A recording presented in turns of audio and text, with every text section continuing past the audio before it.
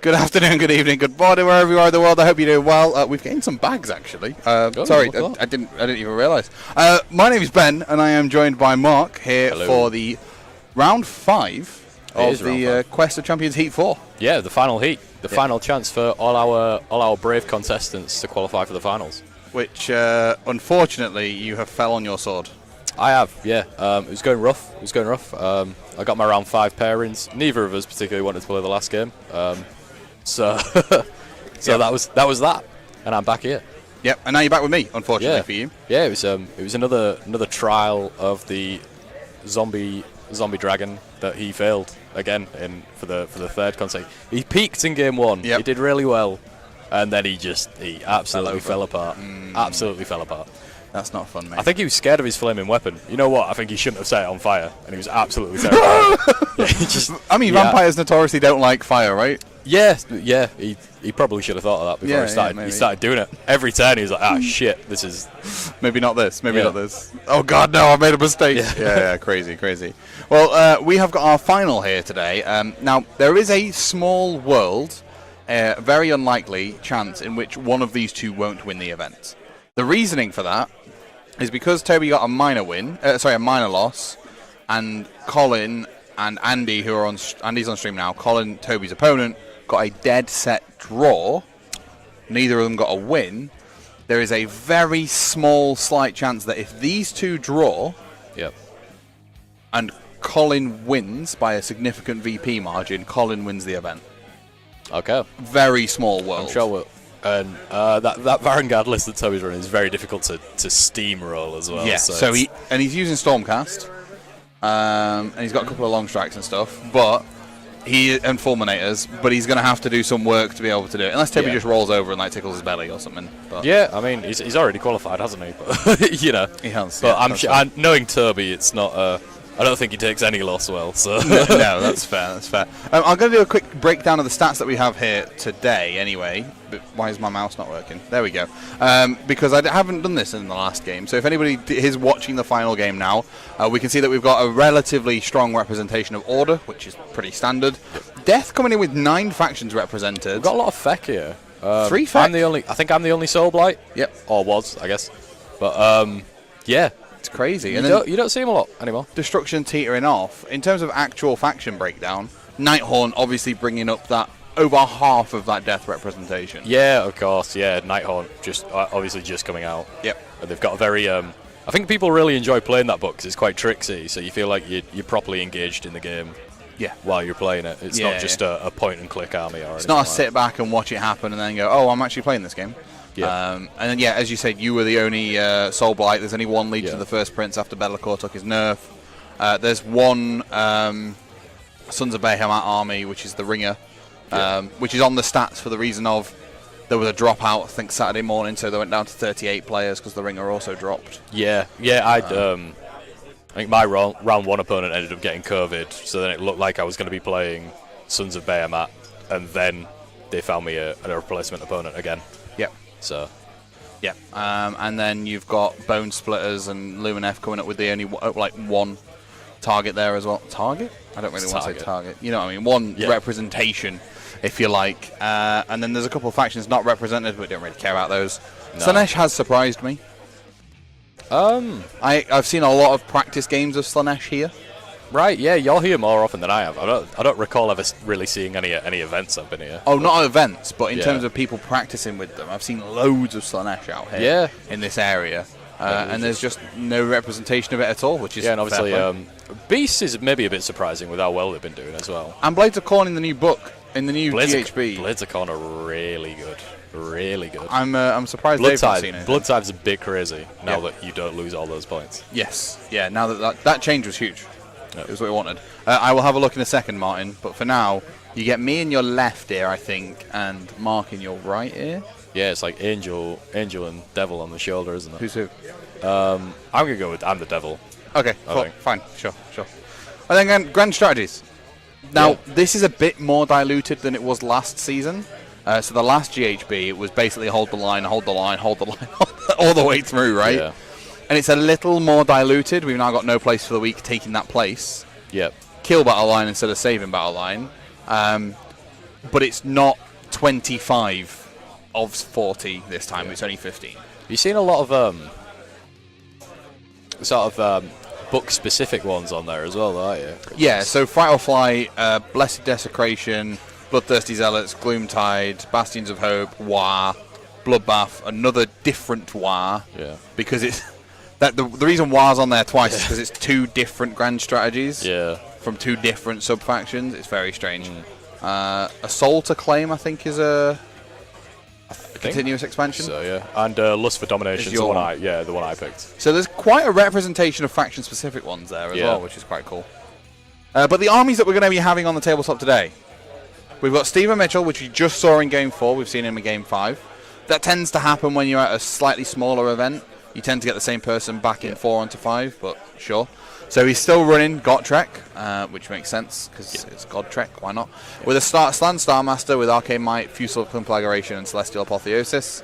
An Engine of the Gods, 2 Skink Priests and a Starseer, rounding out his leaders. The unit of 5 Saurus Guard, which we saw lived throughout everything. 30 Skinks, a Bastillodon, and a Purple Sun. Yeah. 2,000 on the nose. It's all good. It's all what you'd expect to see, I guess. It's above board. Gottrek's the only one that I'm like, oh, interesting. Would you not want Croak and another Bastillodon? Like, I think it just depends what you want from it. I guess if you think the rest of your stuff's going to hang around, get Gottrek in there to just mess stuff up. Yeah, I mean, you're not wrong. And people just like him, you know. Maybe he's come from a fluff background and he loves the Gottrek and Felix books. Who knows? Maybe. And then Andrew, which we also saw yesterday on Game 3. Sorry, I was trying to figure out what game it was there. On Game 3, with Nighthaunt. And Nagash is this is the only real place to run Nagash, let's be honest. That's pretty much how it works. If I change us to stereo mode, you should now be able to hear us in stereo. Yep. I'll also talk to see if I'm coming through. Are we coming through both ears? Anyway, he's then got a Spirit Torment, and then 3 units of Blade Geist, 120 strong, 210 strong. A unit of 2 Chain Ghasts, and then we've got Cogs and another Purple Sun. So we've got 2 Purple Suns on the battlefield. Purple Sun off. I don't like the Purple Sun. It's too good. Belladama got Purple Sunned in my game. Did she? Yeah. Oh, that's awful. 3 characters in a row, and you knew the Necromancer were going to get Purple Sunned. The regular Vampire Lord wasn't going to get Purple Sunned. Yeah. But the first of the Vehicos absolutely was going to get Purple Sunned. Oh, definitely. In the sun. Absolutely get in the sun. I just find... Okay, so you mostly take it for the -1 save, right? Like, that's great. -1 rend is just really, really good anyway. Because if you think... All of your good units tend to have -1 base. Yeah. Changing a -1 to a -2 is massive. Huge. Or even a 2 to a 3. Yeah. Like, anything is just really good. And it's only 70 points. And the fact that it's a 3-inch range on the sun... I think as well... It should be 1. I think as well... It's a nightmare to get rid of because it's such a high casting value. Yeah. And it also means you're giving up one of your spells to get rid of it, which is just an inconvenience all the time. It is, and now maybe both players will have a conversation between themselves and go, do you know what? I'm going to not use my sun if you don't want to use yours. I want to see them both go wild. That's what I want to see. I want to see everything in the sun. I want to see crazy, wild Purple Suns. I want to see both Purple Suns get rid of the people who summoned them and then go batshit. That would be brilliant. That would be crazy. That would be absolutely amazing. But yeah, we've seen actually a table swap as well. Like, I don't see many people, like, when you turn up to the table, it's usually whatever side you're on, you usually just take, right? Yeah. That has changed in this game. Andrew and Stephen have rolled off, and whoever decided to swap sides has swapped sides. I do it to get my opponent's head. Only if you've got a small army. I don't do it with my Soul Blight anymore because it's an inconvenience to me. But when I was playing like Knights at 40k, I'd swap sides all the time. What I did at one tournament, I did nothing but try and win the roll-off, right? And then do absolutely bugger all, but wait till my opponents pretty much set out all of their shenanigans, like all their tokens and their dice and everything, and then go, cool, I want that side of the table. Brilliant. And they just took a look at me and go, are you kidding? I'm like, no. Yeah. So safe to say I got 0 favourite game. No, that is the best. It's the biggest dick move I think you could possibly. Yeah, I love power play power plays in wargaming. Stuff that puts you on top, makes you the alpha. I love being on top. Shake your opponent's hand really hard when you first meet him. Yeah, you like squeeze. Yeah. Or the counter, give him a super limp one. Yeah, so they false sense of security. They're like, whoa, what's this guy? What is this dude? This dude's rubbish at this game, clearly. You can't even shake a hand properly, and then bang. I knew one. One guy I knew. He had the greatest power play to one of his friends I've ever heard of, and I've started doing it to mine, and it's brilliant. You just go up to him and start going, have you been crying? You look like you've been crying. No. Yeah, just straight away to your opponent. It's just, have you been crying, mate? That is a big play. Yeah. That's almost...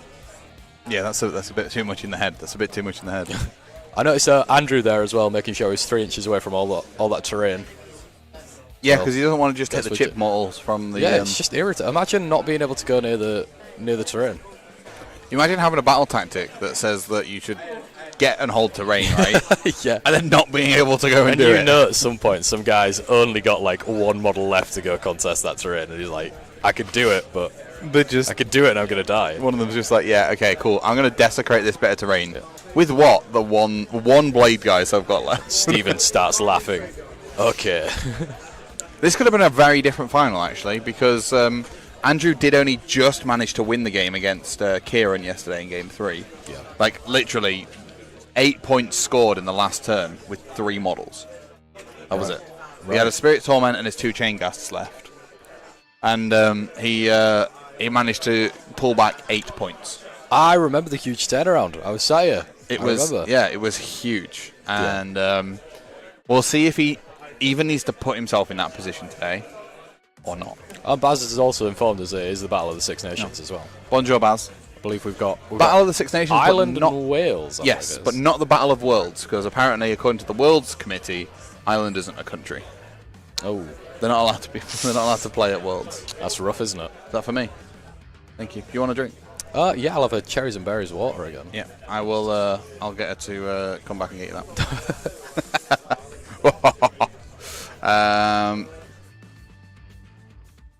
Yes, it's gonna be weird to see Andrew play this. Oh, sorry, I say weird. It's gonna be interesting, to see how Andrew's gonna play this game and if he's gonna play it differently with his game plan to how he played against Kieran. Because his game plan was create this castle and then move out.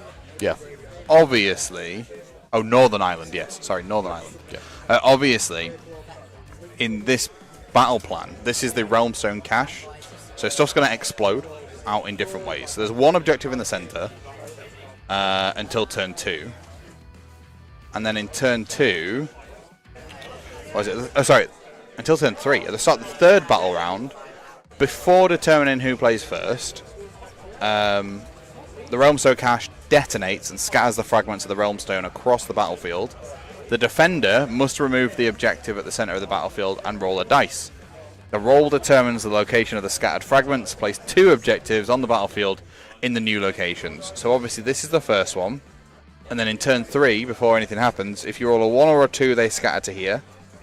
If you roll a 3 or a 4, they scatter here. And if you roll a 5 or a 6, they scatter here. So we're going to see probably a fight for the center to then be able to dive off depending on where the objective goes. And I think that's the safe bet, isn't it? You don't want to... Yeah. I imagine what we'll see happen is Andrew he's obviously deployed his whole army because he's a battle regiment, so he gets to decide who goes first. And then he's going to put up to 3 units. I was going to say he was going to potentially put up to 3 units in the grave. Yeah, you don't have to. You don't have to, but you can do. Yeah. And I'm surprised he didn't, just to hold them back in case he needs to pop a unit up somewhere. Yeah. Yeah, it's always nice to just have that there, but I guess with the objectives being quite close to where the armies are going to be anyway, he might not have been able to bring them down where he wants them anyway. It's not sort of like he could go into the 2 corners with them and nick an objective there. Yeah. I think everything's going to be happening more or less in the center. Yeah, the players have removed quite a lot of terrain between them as well, which is very strange. They've decided to take bits of terrain off the table. Like, we've not got the big old skull altar that was here, and we've not got the little fence-off angel which was here either. I still maybe thought it might have benefited Stephen too much, obviously, with it. I also forgot to change the terrain over between last game and this game. Well, yeah, there's also that. So they just slung it off, launched it. I'm sorry. I'm sorry, team. I should have changed it. We should have had the floating islands of Haiish on the table. What do we think of Hand of Dust as well? I think it's one of those things, it's a mind game sort of thing. Yeah. I think Nagash, you don't have to use Hand of Dust to be able to use Nagash optimally. Yeah. I think it's great as to have like as a pocket pick. But if your opponent sets up an Archaeon, you go for it, don't you? You think? I mean, you do, yeah. Yeah, you think I'm just gonna try and get rid of this guy. I mean, you Umbral Spell Portal at that point if you're gonna use it. Yeah. But we can see that Andrew hasn't actually got the spell portals. Yeah. So he doesn't need to, like, I don't think his plan is built use into it. his plan. No, so I think it's a 3-inch range on Hand of Nagash. 3-inch reach, Hand of Dust. Obviously, the Umbral Spell Portal makes it a 21-inch reach. Yeah, which is kind of crazy. Which is insane for an insta-give. So, I think we've got some spell casting going on right now. We do. Stephen's cracking on. He's got... Andrew's made Stephen go first, which kind of makes sense. And then we're going to see the longest phase of the game ever, when Stephen does his 70 million... Actually, to be fair, both of these boys have hero phases that last quite a while. Because Andrew's got the Arcane Tome and Master of Magic on the Spirit Torment as well. So he's got 2 casters, and let's be honest, Nagash kind of counts as 8 casters, doesn't he? Yeah, it's a ludicrous amount of spells. Obviously, when he starts taking wounds, he loses the amount of spells he can cast. He does, yeah. So, have I got Nagash's War Scroll? That's the question. Nagash Supreme... I think this is his old War Scroll, but his spell takes the same. Sorry, 1 second. Okay, can I have a cherries and berries thing? You can try a bit of that if you want. It's a raspberry and lemon smoothie thing. You are getting your other drink as well. Okay. Don't worry. That's alright, though. You can have it if you want it. I'm good. Yeah, so he can cast 5 spells, and then as he extra spells on top of his normal 3. Then as he loses wounds, he casts less and less and less. But Andrew used Nagash quite favourably last game. I think he's one of them guys. If you know how to get the best out of him, he's really good. But I don't think you can just sling him into a list and be like, this will just win me games. I think he's hot garbage in every list but Nighthaunt, personally. There's an argument to loads of Blood Knights in Nagash. Thank you. Thank you very much. I mean, thank you. Thank you. There is that argument. Yeah. But it's not as good as putting him in a Nighthaunt list and giving him That's access to all of the Nighthaunt spells. Yeah. That's the reason that you put him in here, right? It's the spell lore. It would be... I'd find it pretty interesting if Nagash could, like, I don't know, take any spell lore of death. That could be quite cool. Yeah, well, you'd guess he kind of invented all the spells, wouldn't you, to an extent? Well, at the very least, would know what they are. Yeah, but no. No. Also, the man has 9 books, right? Yeah. So why can he only cast 8 spells at top rank? He don't like reading one of them. One of them's just really... One of them he bought in the wrong language, and he doesn't know what it says. He just bought in, like... Yeah, it's like, shit, this is a Spanish version. I was going to say Welsh, but... Welsh, yeah.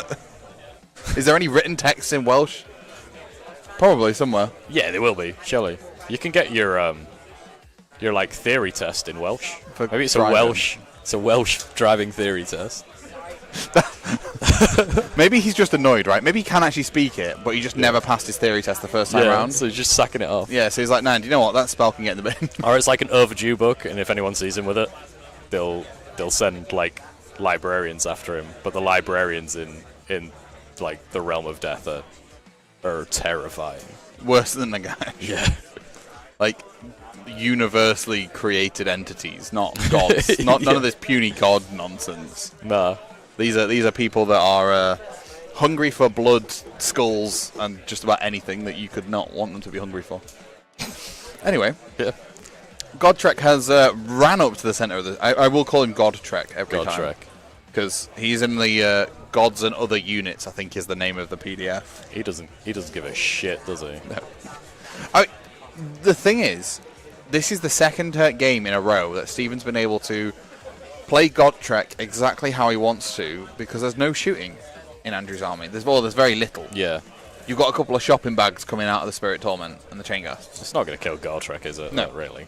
And it's not, like... It's a different story if you go into, like, I don't know, 60 Reavers, for example. Yeah. You're not just going to waltz Godtrek all the way up the table like this and then just leave him there, because he'll get shot to ribbons. Yeah. You might hide him around a bit of terrain and then come all the way through or whatever. But in this mission, and in this against this army, he 100% can just throw this here. And the Blade Geists, because of the Scarlet Doom for Andrew. Yeah.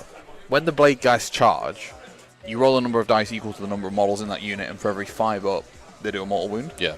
So if this unit of 20 charge Godtrek, he rolls 20 dice, and for a 5 up, it does a mortal wound. That's However, yeah, because that's one ability, and that's one set of wounds, Godtrek reduces that to 1. It's crazy. So if you rolled 25 ups on him, he still reduces it to 1. That's yeah. In combat, however, the Blade Geist will run in through. Yeah, it's just weighted dice against them, innit, really. Yeah. The damage on them, and if you can get all the charge bonuses for the Nighthaunt, because depending on where, how many units from a Nighthaunt army charges depends on what bonuses they get. Yeah. So it's called the Wave of Terror. Right. So if you... Oh, it's the length of the charge, isn't it? Yeah. So if you get a 4 to 7, -1 from hit rolls made by the unit in the following phase. Yeah. If you roll an 8 to 9, -1 to save rolls. Not rend, to save rolls, which is amazing. Yeah. I think save rolls doesn't include wards. Even though the ward is a ward save, it's just the armor save roll. And then a 10+ is the strike last applies to them. That's really good. The strike last is... Oh, it's huge. If you can get a 4, or if you can get a 4 to 7, an 8 to 9, and a 10, if you can stack all 3 on Godtrek, he's probably dying in a turn. You'd hope so, wouldn't you? Otherwise, what are you playing for? What are you doing? If you got 3 units into him and all of these things happen, and he's still all right, cool. I guess I'll fight now. I wonder if do these stack? Oh, that's incredible! If you roll above the charge, you can apply the lower versions as well. Well, all of them, or do you just pick one? You pick one. So, so you just use whatever's best. If you have 4 10+ charges, 3 10+ charges, you can actually apply one of each effect. I guess it also depended what you got. If you only get 1 charge off, Petrify's not really going to do anything to you anyway, because you'd already be choosing to fight before him. Yeah. So if you're only going into one thing, I guess you just take stun. Really. -1 from save rolls. Yeah. You just go, well, I'm fighting first anyway, so... Yeah. If you got in multiple units into him, though, then it's a little bit of a different story, isn't it? So the players there just working out exactly how many... and I'm assuming also doesn't stack as well, so you can't have 3 stuns on one unit and you'd subtract 3. An enemy unit can be affected multiple times by Wave of Terror effects, as long as each effect is applied by an unmodified charge roll for a different Nighthaunt unit. So if you get 3 8 to 9s, you're at -3 to your saves. That's crazy. Before rend. And obviously, if you went 10, you could just keep picking. Oh no, it's unmodified, isn't it? So you can't pick. Yep. Yeah.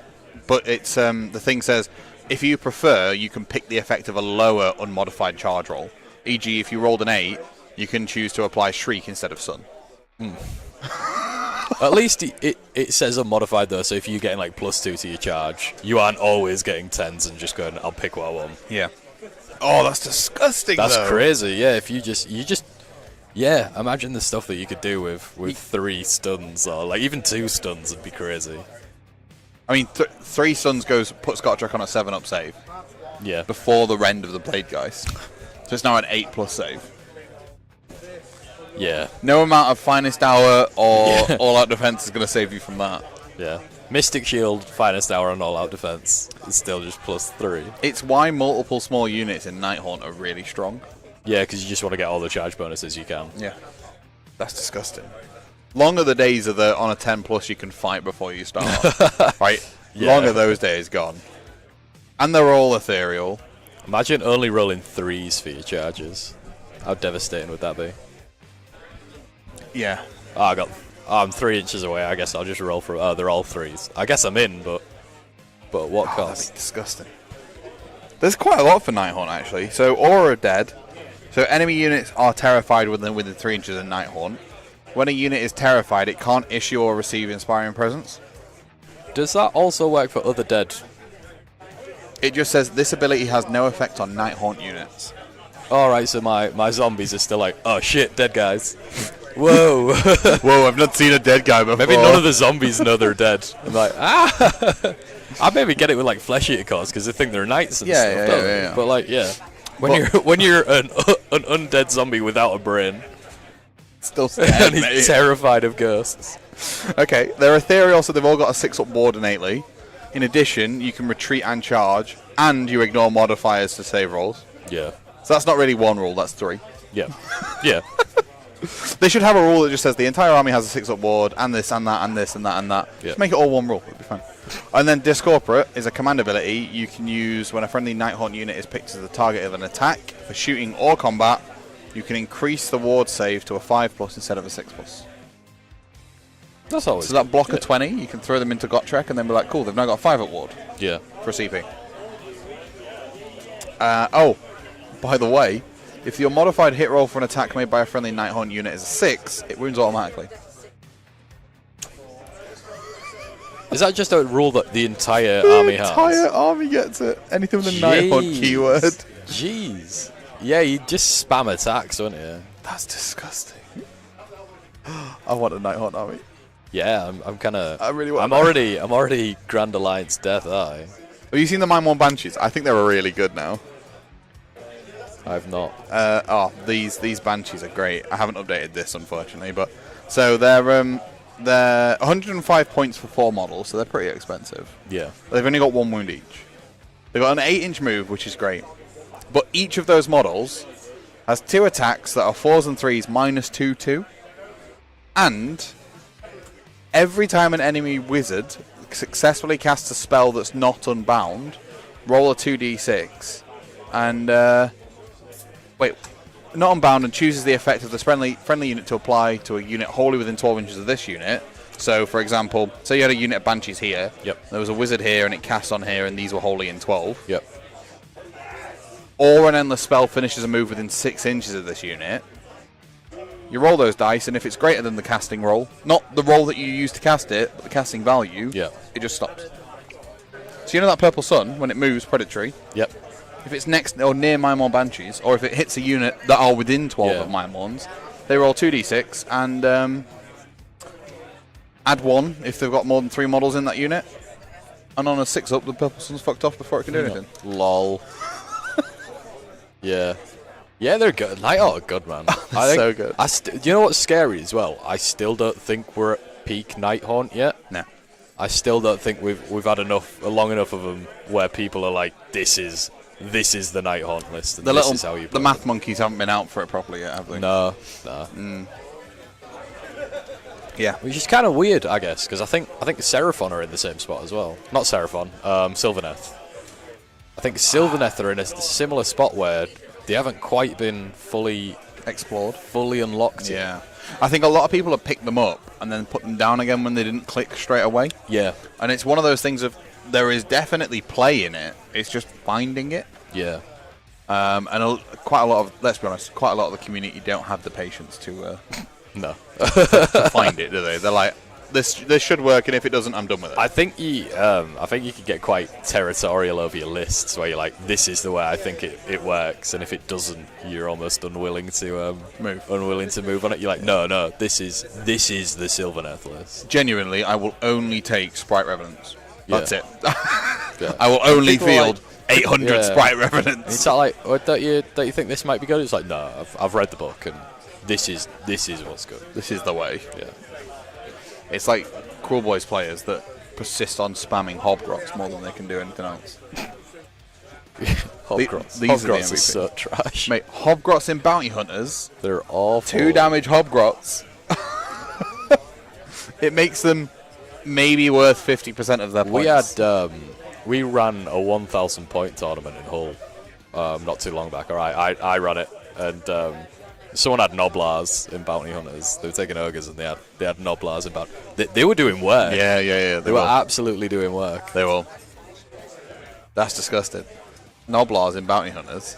Imagine being a Noblar Bounty Hunter. Imagine being tasked with, you're our heavy hitters for this, because it means in the sort of like thing behind it, they were also veterans of Ger, so they've made it through this. They've made it through this war, and they're primed to hunt the other veterans down. These Noblars. Yeah, and these Noblars have lived through the realm of beasts, dodging monsters, and you can't catch these hands. I will put the links to the lists in the chat shortly. I just realised I haven't actually put this in the chat yet. Oops. Can't get the staff these days. No.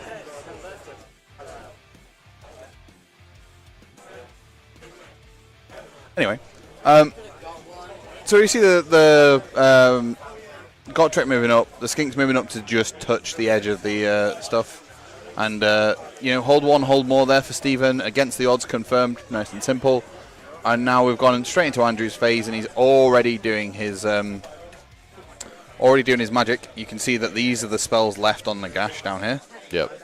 I'm pretty sure he'll just buff his army and then just spam Arcane Bolts.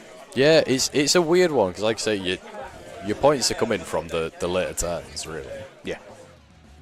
I mean, you get the thing with this game is turn 3 onwards, you can get hold 1, hold 2, hold more. Yeah.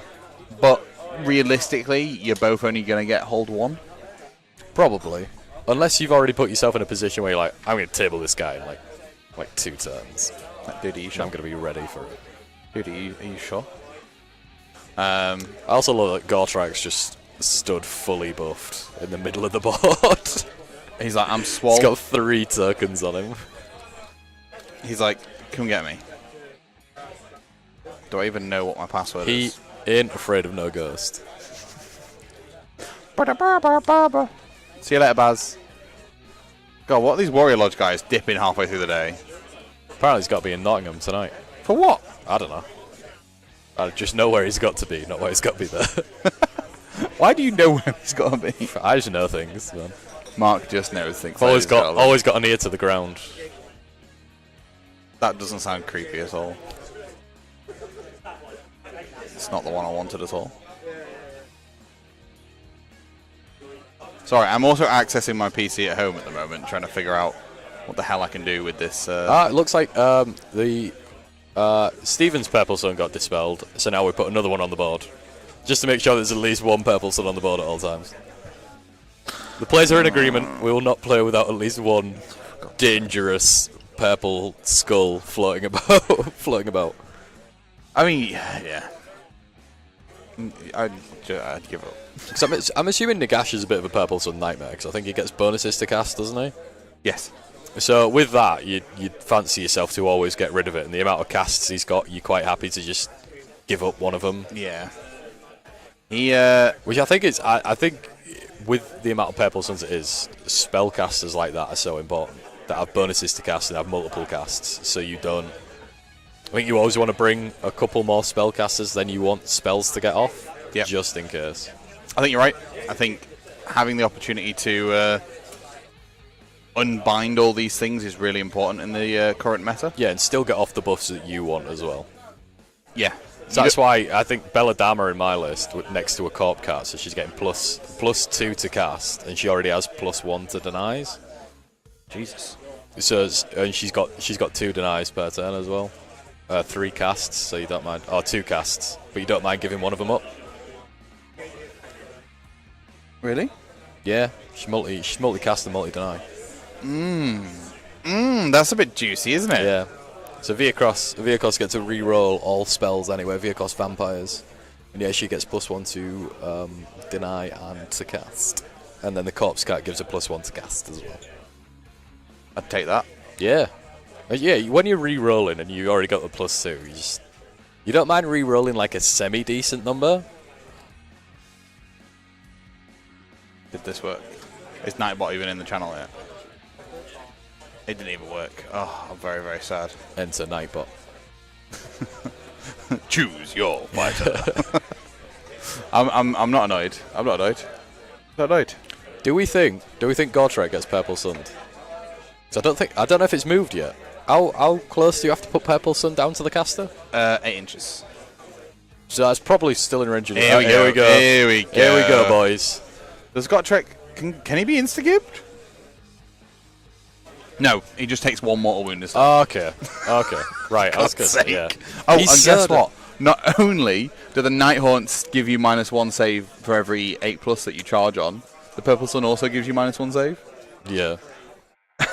Wait, let's see some minus. I want to see some -5s to saving rolls. God damn it.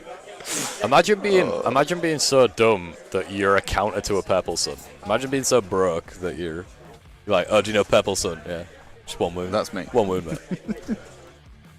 Even Marathi has the decency to take 3. Yeah. Yeah, she takes 3. She takes her 3.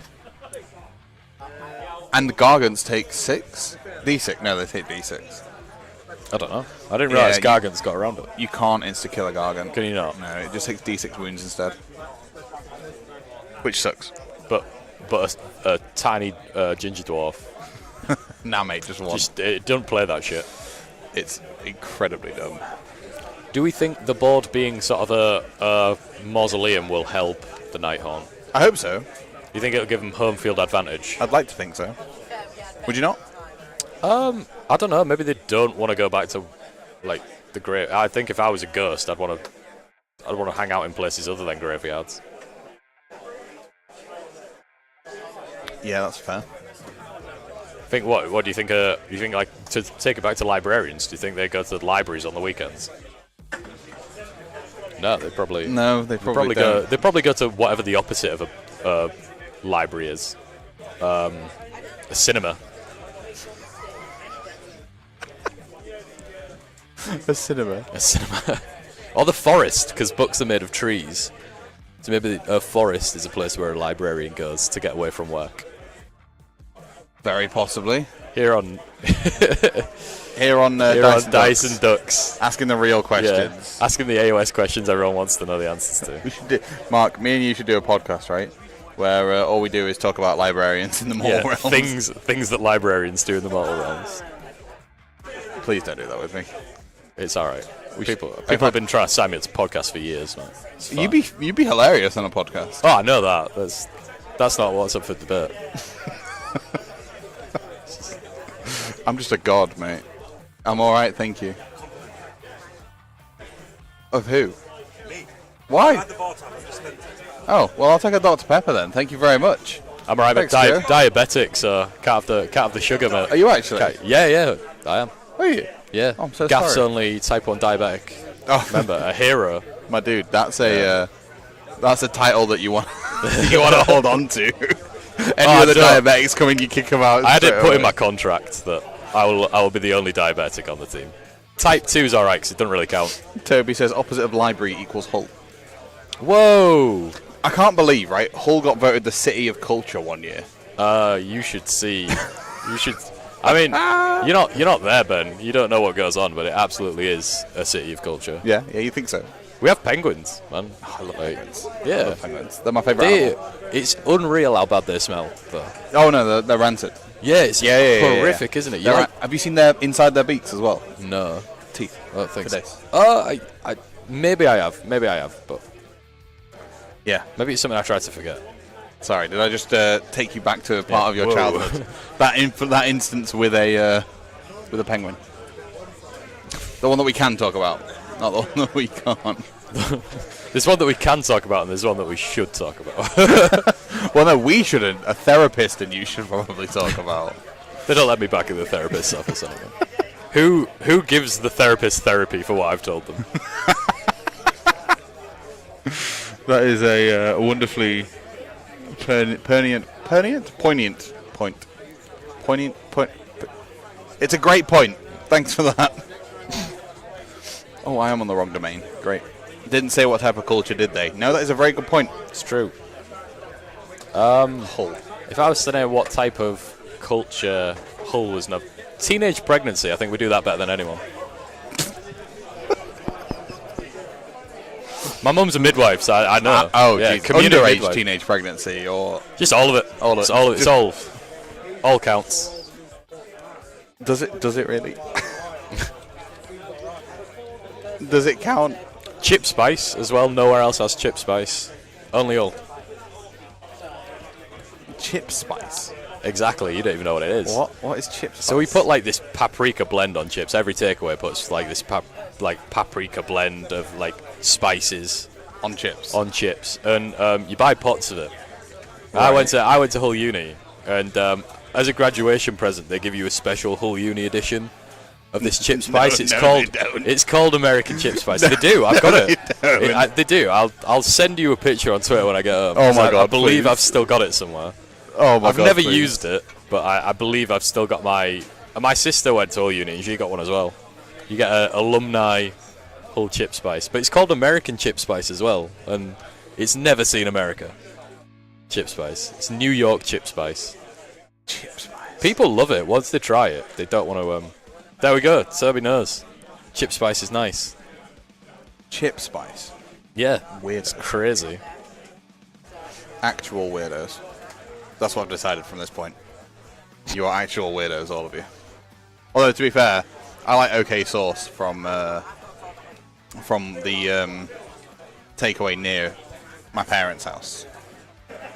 But you guys don't know what the OK Sauce is. It's different from... Have you had Chinese OK Sauce? No. Okay. It's great. It is great. I'm a sauce guy, so I definitely need to go. You're a saucy kind of guy? I love sauce, man. Next time that you're down here, we'll have a... We'll have a Chinese. I'll eat copious amounts of rice. Obviously. Do you have to tell them in advance now? Do you have to get your rice order in so they can make sure they have enough of it? I just go. I don't even. I just ring up and go. It's me. And they've got you. And then they're like, do not serve rice to this man. Oh, for those of you that don't know, I was made the center of humiliation. Last Heat 3, wasn't it? I think we were all on your side. I think you were boosting the morale. I devoured a That's large the only tub. appropriate word. Well, it was, yeah. I devoured a large tub of egg fried rice without any sauce. There was no... You give away the rest of your Chinese order, I think, as well. Did you have some wontons as well? No, I ate all those. Oh, did you? I thought you gave something away. I did. I gave part of my... No, I swapped part of my salt and pepper chicken with Tom for some... Extra rice. I'll have some of your rice as well. I think he had chow mein. Somebody did have extra rice and tried to force it on me. Yeah, there was no need for that. That was out of order. Yeah, come on. Imagine you doing that and someone comes and tops up your rice. We were at Warhammer World one time. Do you know when they were doing the food challenges? Yeah. So they had the ogre gutbuster burger or whatever it was. And they'd slightly underdone someone's chips. They were a bit raw. Right. And he'd got partway through the meal when they'd come over and gone like, "Oh, is everything all right?" He was about halfway through his chips. He's like, "Oh, the chips are a bit raw." Bear in mind, this was a food challenge, right? And they went, "Oh, would you like us to bring you some more?" He was like, "Hell no!" Yeah, it's like, "Oh, we'll top up your chips for you." No. I'm literally eating carbs as well. You don't want that in a food challenge. I'm eating enough for 3 people. Leave me alone. You know. Oh, remote server returned to 404. Brilliant. Thanks for that. I'm going to have to fix that when I'm home. Nightbot's got sentient and he's just refusing your commands. Well, Daniel George wanted to know what the lists were, so I will post you pictures of the lists here. Sign into chat now. Oh my god. That's one of the lists. That's Steven's list. The next list is that one. Oh, no. Can you edit messages? You can't. Jesus. I'm awful at this. I'm awful at life. That's what I've decided. 164. There you go. And that's Andrew's list. Ta-da! Right, anyway. back to the game. It's all a bit standoffish at the minute, which was, I think, to be expected in this mission. I think it looks like both armies have sort of moved to a position where the objectives are going to appear. I don't know if they'll go any further in their following turns. I'd assume Gortrek's going to carry on running, depending on whoever goes next. Yeah, I mean, you could even see a turn 1 smash into Gotrek so far. Yeah. Like, you never know. If Andrew commits hard, right? Yeah. Into Gotrek with the unit of 20, maybe even Nagash. I know it sounds weird. You could potentially do a slew of damage to Gotrek. Or is Gotrek a bit of a trap? You know, I know he's mental, but I think we've just had a roll to determine who's going next. That was a priority roll there. We've got, I think it was a double 5. So. It looks like all the Nighthaunt buffs have been removed, so you'd assumed Andrew's the one taking the turn. Of course, yeah. It would make sense. Yeah, so it means a double turn has happened. But it's a bit of a weird double turn, isn't it? Like, if it was a double, that means it was given to him, I believe. Yeah, because they drew, didn't they? Yeah, so it means... Stephen's given him the double, which makes sense at that point, because you've not taken anything again from Andrew. Like, he's not done anything to hurt you in that last turn. Yeah. And it means you've got an extra turn of keeping your buffs on, and now Andrew has to be proactive, else he's just going to get smacked in the face by a little ginger midget. Yeah. What do we think about that Purple Sun heading towards one of them boys? Do you reckon he keeps the Purple Sun next to Gotrek, or do you reckon he sends it? No, he yeets it up the board. You reckon he yeets it? Yeah, I reckon he either yeets the fetus this way. The fetus. Yeetus the fetus. Yeetus the fetus. Either goes that way, or... We're pro-choice on Dyson. We are. Yeah, of course. Why would we not be? That wasn't like a sign. I thought you were there going, yeah, we're pro-choice. Yeah. I'm like, no, dude, we are. Yeah. He either goes this way or this way and tries to yeet us one of those out of the way. The Bastiladon, Stephen's Bastiladon has already been eaten by his own endless spell once this tournament. I reckon you maybe take it left because you're going to get more stuff there. Yeah. Yeah. If not, you're only really getting the one Bastiladon, aren't you? Yeah. Well, they're two different units anyway, aren't they? Yeah, well, the one on the left is an Engine of the Gods, and the one on the right is a Bastiladon.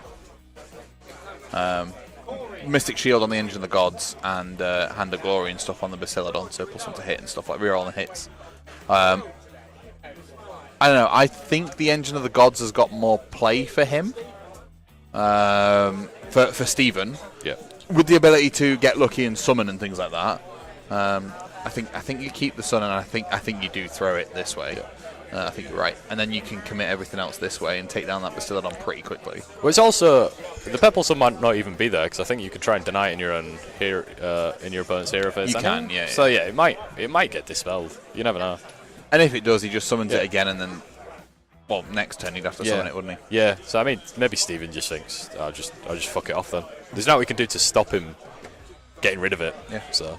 Sorry about that, Robin. I don't know why Nightbot's deciding to... go all... Nightbot's got sentient. He has gone sentient. This is like the start of Terminator. I just need him to... No, I don't want you to be timed out for 5 seconds. I just want you to stop. My God. Default commands? No. Spam protection. Nightbot's done serving the humans, Ben. Excessive caps. Undo. Undo. Undo. Undo. Right, there you go. Now I've just got blacklisted phrases on. Robin, feel free to post your message again. Yeah, I think he said, let's go Andy. All right, yeah. So, yeah, actually, who are you rooting for? Stephen or Andy? Nighthaunt? I'm Grand Alliance Deathmate, so I'm Nighthaunt all the way. So, you're supporting the Welsh guy? Yeah. That's fair. Yeah. Okay, you're rooting for Andy? Yeah, well, I don't drink, so Ireland doesn't really mean much to me. Whereas I love a good pint of Guinness. So yeah. I'm all there for Stephen. Yeah, you know. There you go. Yeah, I got to stick to my own, haven't I? You what? Sorry. GAD, Gad clan. Gad clan. Yeah. If you know, you know. Gad. Grand Alliance Death. Oh right, okay. I'm there going, but you're Gaff. I'm so confused. I am also Gaff. I exist in every Grand Alliance somewhere. There's variants of me in them all. You are like the multiverse. I am, yeah. I like to think every version of me is exactly the same in every multiverse. I don't think I'd change. There'll be one version where your mustache is actually a full beard. That was this one. I got rid of it for this tournament. Got rid of the underbelly. It's weird how the top bit's ginger, yeah, and the bottom bit's brown, isn't it? Yeah. Apparently, it's to do with Vikings, supposedly. Is it? Yeah. Apparently, it's a Viking thing. Why some people have like ginger beards but brown hair, and the reason why it changes colour. Okay. And because I'm from Hull, that would also make sense. There's a lot of reasons why it would make sense if you're from Hull. It's the webbed feet, really. Yeah. Rumour has it, Duncan has webbed feet and hands. He's surely got prosthetic hands on. Surely that's better than normal hands, though. For swimming. Well, there's no downside to having webbed hands and feet. Yeah, definitely. Is there? You can't hold pencils like that. Why would I hold a pencil like that? Why not? Why do I need to? Why would you not? Why would I need to? Look at that. I can hold all sorts of stuff like this. I wouldn't though. Yeah, but wouldn't you replace it for being able to swim ludicrously fast? I look like a budget Stanley knife. You do.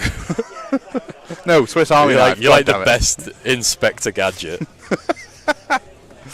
Oh dear. Yes. So Andy's double turn, obviously, I think given to him, as we said, by Stephen. I fully anticipate the players won't update the app as much as they should do, purely because they are playing for the win. Yes. And their brains will be in so many other places than just updating a bit. Like, I couldn't give a fuck about that app. Yeah, that technology, that iPad, in the bin. Get it gone. Yep. You're going to sack it off. I'm busy rolling my dice. You dispel the endless spell at the end of the hero phase or the start of the hero phase? I can't remember.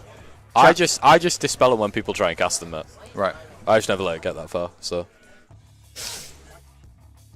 Because I think that obviously Andrew's gone straight into casting all his spells with like the Spirit Torment and stuff. So this iteration of the Cogs is out. Thunder Lizard list as well Yes. has no bonuses to dispels? No, because it's just got the generic slime. Yeah, so it's no croak in there, so it's... And what's it to cast a purple? So it's 8, 7. Isn't it? 7. I think it's 7 or 8. Yeah, one of the I two. remember it's a high one. It's definitely high. Well, you say high and 7's the average on 2d6. Yeah, but to get rid of it, you... No, that's why I think it's 8. Oh no, it is casting value of 8. Yeah. Yep. Casting value of an 8. So it's actually statistically more likely that you won't dispel it, which makes it even crazier. Yeah. And it makes it statistically unlikely that you cast it as well. Unless you negash. Yeah, unless, like we spoke about earlier, you've got some crazy bonus casting wizards. I don't know, some like plus million to cast. Yeah. Plus, when people are running around Skaven lists with +4 to cast. Casting better than negash. Yeah. It's mental, I know. What's better at casting? A literal prince of the god of unchange. Or a rat on a bigger rat. The rat on... What? Right. Thranquil, the most annoying thing in the world. Why is his base size the size of a pea? It's mental, isn't it? Oh, look where the purple sun's going. Oh, it's going for the... It's not what we... No, it's going for the garrison. Because if he... Right. Because you measure everything from the garrison... yeah, if you can see pop him there the trying Slan, the Starseer, and the Priest that's in there... I don't know if he's going to be able to do it, though, because they're desperately trying to measure. And it looked like it wasn't going to happen to me, though. Hello, Zebra Hippie Hall. How you doing? Here for Team Northern Ireland. Good luck. The Irish guys here, actually, were supposed to be going to Bobo this weekend. But Bobo got cancelled. It did. Yeah, he sacked it off. Yeah, I mean, if you can't guarantee it, don't, like, just send it over there. Yeah. Why not? Next turn, it's in a position... It's on the roll of a what? You got a 1 in 6 chance anyway. Yeah. So, you know. And he's put it there so that he can still give the -1 save to Gotrek, because he is going to go into Gotrek this turn. Yeah. There's 4 Arcane Bolts stacked on Nagash here. And 1 Arcane Bolt, I think, on the Spirit Torment as well. I think as well. Do you know that the one that you need on Purple Sun's like one of them weird dice rolls where it just ignores statistics entirely? Like, do you know if you're desperate for a double turn or not to get double turn? Yeah. I always like to get my opponent to roll beforehand so I know what I need to roll, as if that's going to make any difference. I'm like, oh, well, I need a 6 then, don't I? So I feel like I'm more likely to get a 6. Really? Yeah. That's what I hate rolling priority first. Why is that? Unless I know I don't care about what it is. Because I want to know what I need to roll, and I can do it. Weird, man. Do you not do that? No. Do you not make your opponent roll priority first, so you know what you have to beat? Not at all. Not at all. Oh, Nagashi's going in. Nagash has had enough of this playing around. We've got a finger on the table. I mean, you would have. If your opponent helps you with that, you should buy rights take as long as humanly possible to move your model. So he just has to stand with his finger on the table until you move it. Nagash is going there, so he's got options. He could either throw himself into Gotcha and or just go in. He's staying just outside of his own Purple Sun range as well, which is always a smart play. Mm-hmm. Although the Purple Sun range is 3 inches. It's 6 for the Rend. Oh, yeah, it is. Yeah. Yeah. Which is crazy. Because, oh no, Nagash doesn't get the battle trait to make him ethereal, does it? Oh, there we go. We've got loads of widgets around him. No, I don't think he's... No, he's not ethereal.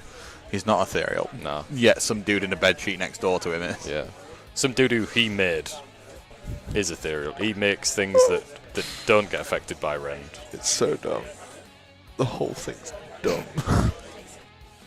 We were talking about the Ossiarch range, and we were like, if you look at their horses, they're not quite horses. Yep. And it's like, Nagash has never seen a fucking horse in his life. He has no idea what they're meant to look like. Yep. So he's just banging loads of stuff together. He's just like, something like this, it'll work, right? Like that horse has got 3 tails, Nagash. What are you doing? He's like, dude, chill. It's okay. It never went through the quality control department. The QC department. The QC department in the realm of death. I like to just think that there is a QC department in the realm of death that's just like, yeah. There's librarians, QC departments. This is the lore that people want to know about. With I don't know why they haven't made books about just the general day-to-day life. Maybe that's the next merch idea. In somewhere like the realm of death. Maybe that is the next merch idea. It's just a picture of Nagash with an overdue book fine in his hand, and he's like shitting himself. I had a brilliant thing about like the Horus Heresy, where someone went, "What if the Emperor saved Angron, but made him his punishment for not conquering his home world was to be the librarian in the like library that he has in his palace?" Yep. Imagine how fucking rage-filled he'd be if he was just handling overdue books. Poor buddy. Making sure they were all in the right section.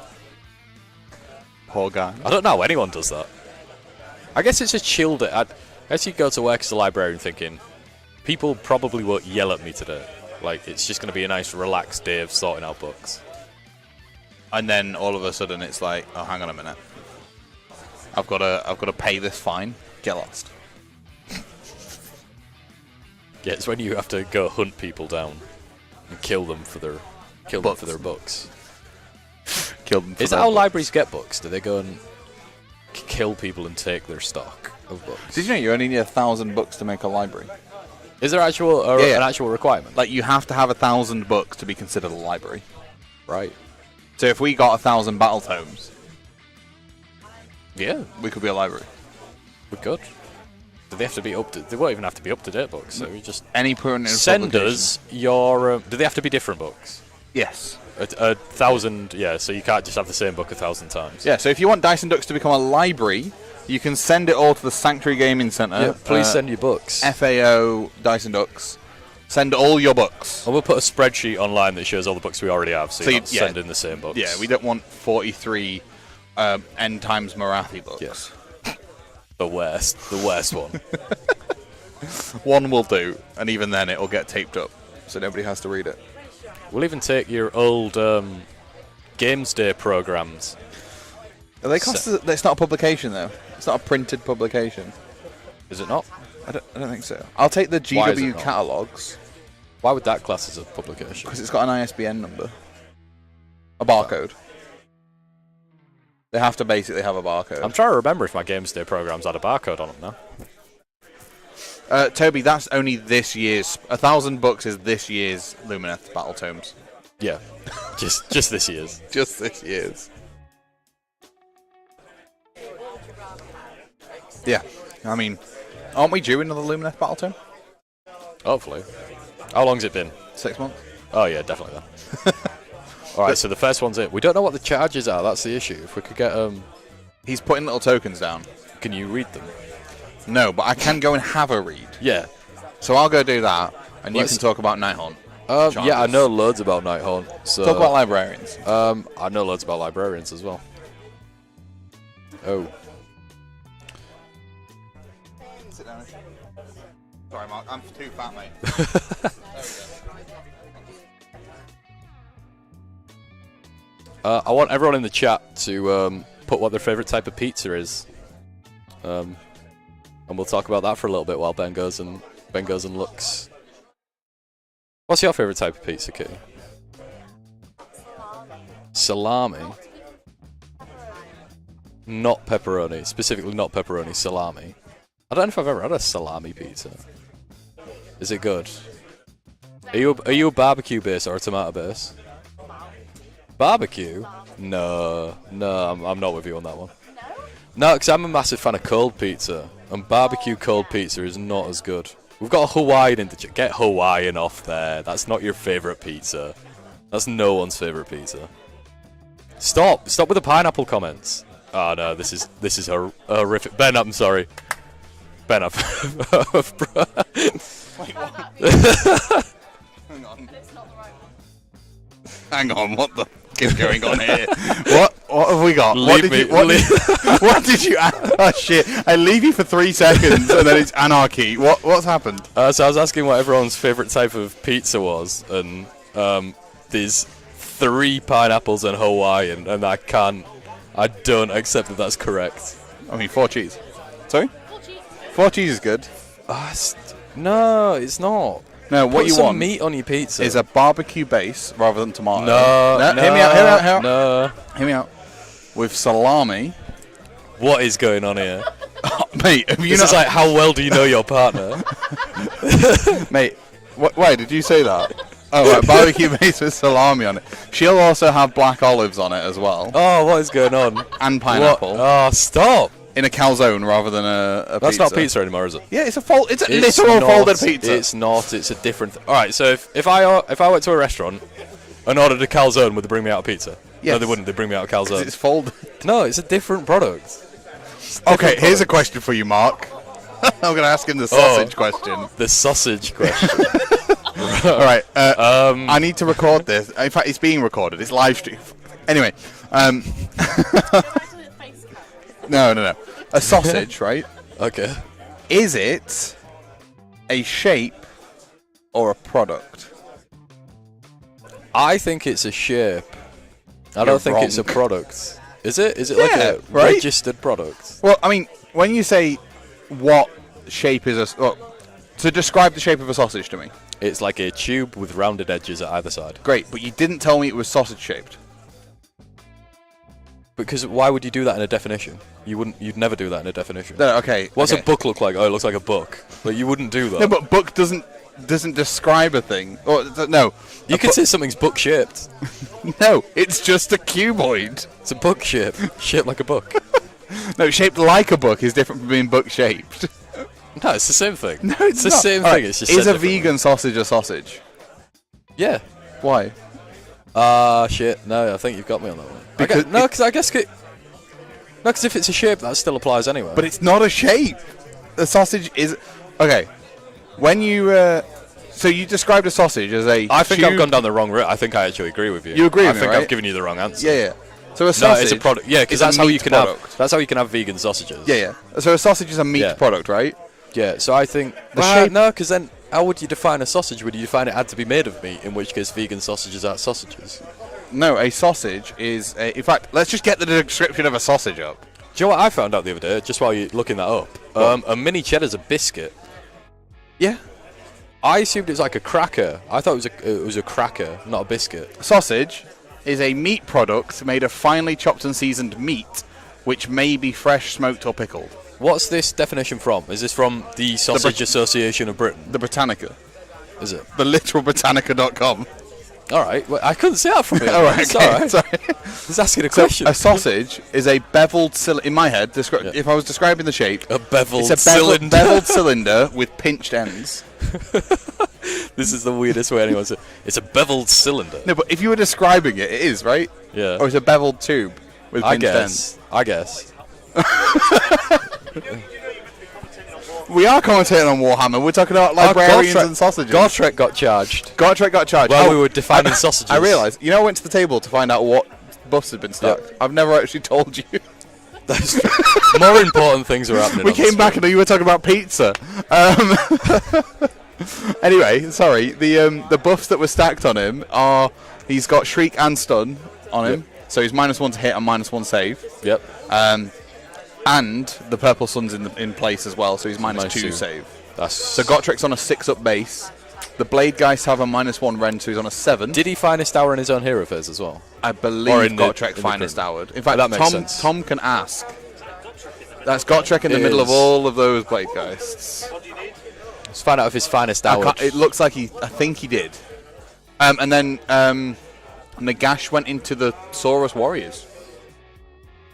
He didn't want none of that Ginger Dwarf. Oh, Nagash released all 5 of his Arcane Bolts into Gotrek. Did nothing. Wow. He's already used it. Wow. He used it turn 1. Yeah, he used it turn 1. Deterrent. Deterrent finest Which hour. is why we didn't see him go in. Yeah. So, Gotrek tanked all 5, and then the shopping bags from the fucking chain ghasts did 3 wounds to him on 4 dice. Lord of Undead's died, and mate's like, you catch my shopping, you bitch.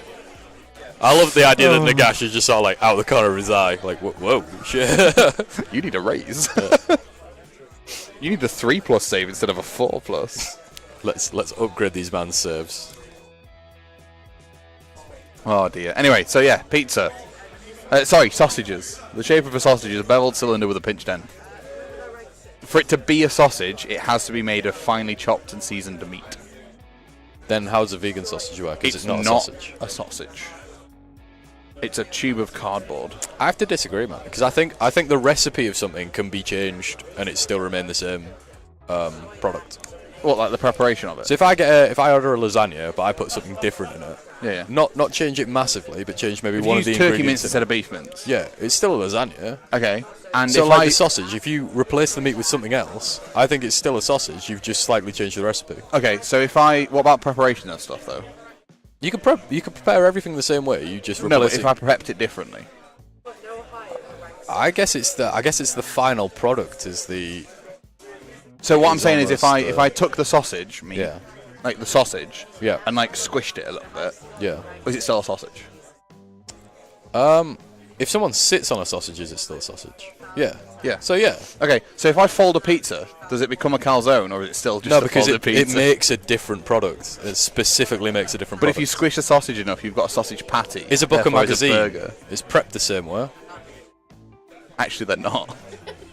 They are bound differently. I work in the print industry, Ben. Aren't they bound differently? I'm going to have to overrule you here and say they're essentially prepared. Isn't a magazine staple stitched? It's bound differently, but the ingredients are technically still the same.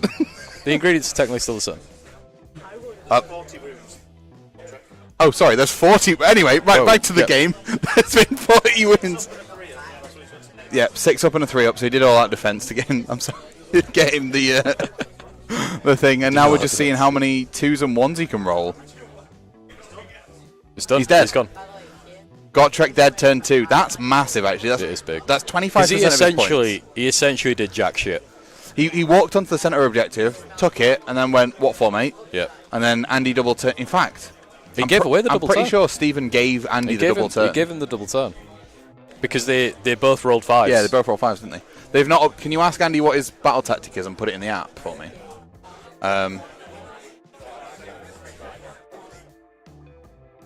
Yeah, it's that's crazy. A dead Gotrek. 2, 4, 6, 8, 9 wounds went through out of those 40 attacks, and he'd already taken 3. And you know, Nagash is in the middle of your lines now. You've got a Nighthaunt army staring you down. It's I mean, you've got the Bastiladon to deal with, Nagash. You can take some wounds off You must have thought that Stephen saw this coming to an extent, because he gave him the turn. Must have done. He must have assumed that this was all right. Gaining momentum was chosen, which is why Nagash has gone into the Saurus. Right. Jesus. Yeah, but he's killed Gotrek, hasn't he? So he's got it anyway. You have to select the unit, right? Oh, so he didn't select Gotrek. Oh, it was kill Gotrek. Yeah, so he's got it regardless. Yeah. Okay, cool. I assume maybe Nagash just wants the screen of the Saurus Guard gone. Yeah, get through to the thing. Maybe the Slan in the back. Look, he's on the sun. Oh, wow. He's sacrificed him to the sun. Wow, they've thrown him in. Straight into the fire pit. Jesus. Does that purple sun look... Oh, no, it's going to move and then do it. I was going to say, it looks quite close to Nagash's, everything there, but it's gonna piss off anyway. When? Sorry? So I was thinking he's put Nagash in range to get potentially pipped off by his purple sun, but the purple sun's going to move and then roll, isn't it? Obviously. Also, Nagash doesn't insta-gib, does he? Does he not? Unless he's the one god that does. Staff of Power, Supreme Lord of the Undead, Commander. Yeah, you can actually just one-shot Nagash. Yeah, I thought you could. What? That's stupid. But it don't matter because he's controlling the purple sun anyway, so it's just going to move before it nukes him. Yeah, but that's stupid. Imagine being able to insta-kill the Lord of the Undead. The Supreme Lord of the Undead. The big boy. The big cheese. Who lives in the realm of death. And we're just seeing some mortal wounds going through to Nagash here. Which makes sense.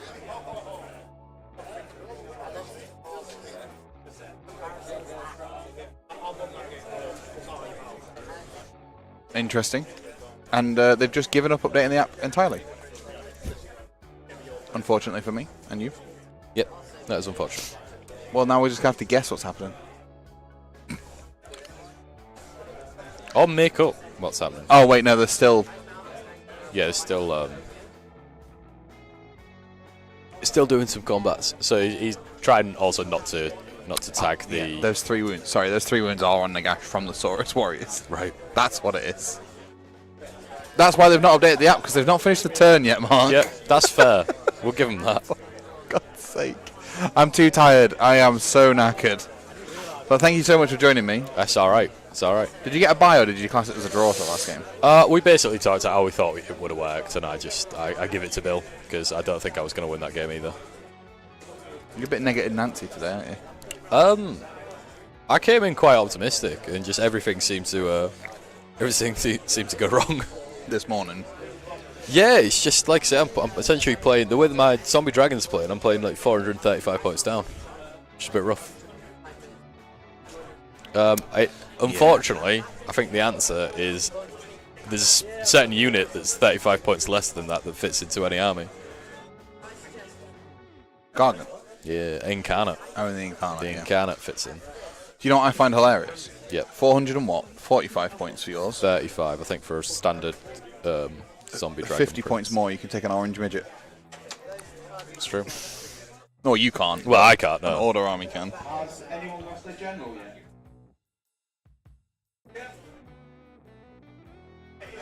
Who did it first?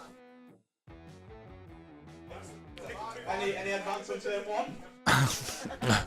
They're just trying to do the spot prizes now. Yep. The last spot prize is a £10 bar tab. Was it? At Sanctuary, yeah. So you can just get 10 quid worth of stuff from the shop. Oh, nice. £10 voucher. We love it. Yeah. For everybody. I know, I got a drink. Yeah, Joe won one of them and very kindly donated them to everybody. Took them out and he tried to give you a drink and then you were like, nah mate, I'll die of sugar overload. Please don't make me drink sugar. I just realised if anyone ever sees me on the street, there might have been a little bit in that. Are you alright? Yeah, it's alright. Just neck it. Yeah, if you ever see me in the street, please don't offer me sugar, because I won't take it. Oh, you will? I won't. And I'll get angry. I'll get real mean. Oh, you're a bit like a Hulk. Yeah. Is the trick that you're always angry? Yeah, or you're always full of sugar. I was gonna say always diabetic, but you can't like turn it on and off. No, unfortunately not. No, once it's on, it's on. I am diabetic.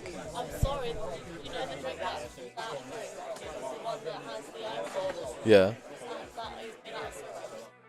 It's all good. He had a tiny bit. I'd like the tiniest sip of it. Yeah, he had a little sip. We've seen the Bastiladon now slapping into the Blade Geists. They lifted those skinks pretty simply. Yeah. I think what we're pretty much going to... I mean, Nagash also just slapped off the Saurus like they were a fly on a window shield. Window shield. Windshield. Shields windows. Shield man. No, window shield man. Shield my windows. Oh no, protect my windows. Anyway, so...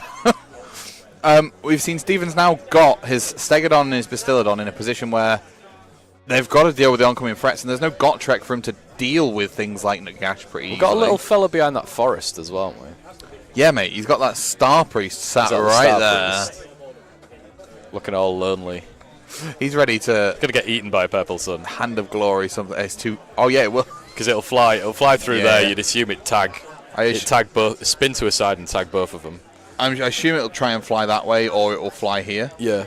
It depends if you can fit it next to the garrison again, like you tried to do earlier. Because I think that's why Nagash got rid of the screen there, because that was what was stopping him putting the purple sun next to the garrison. Yeah. I mean, the other thing is, what Andrew could do is dispel it in this turn.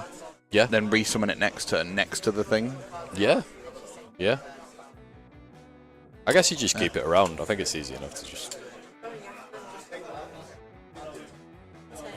Easy enough to just keep around and do what you need to do with. Doss about with it. The Nighthaunt have really taken the board control at this point, though. Yes. It isn't turn 3. It is only turn 2. Yeah. But they've done their maths wrong. So I need to find out what turn ID it is and delete it.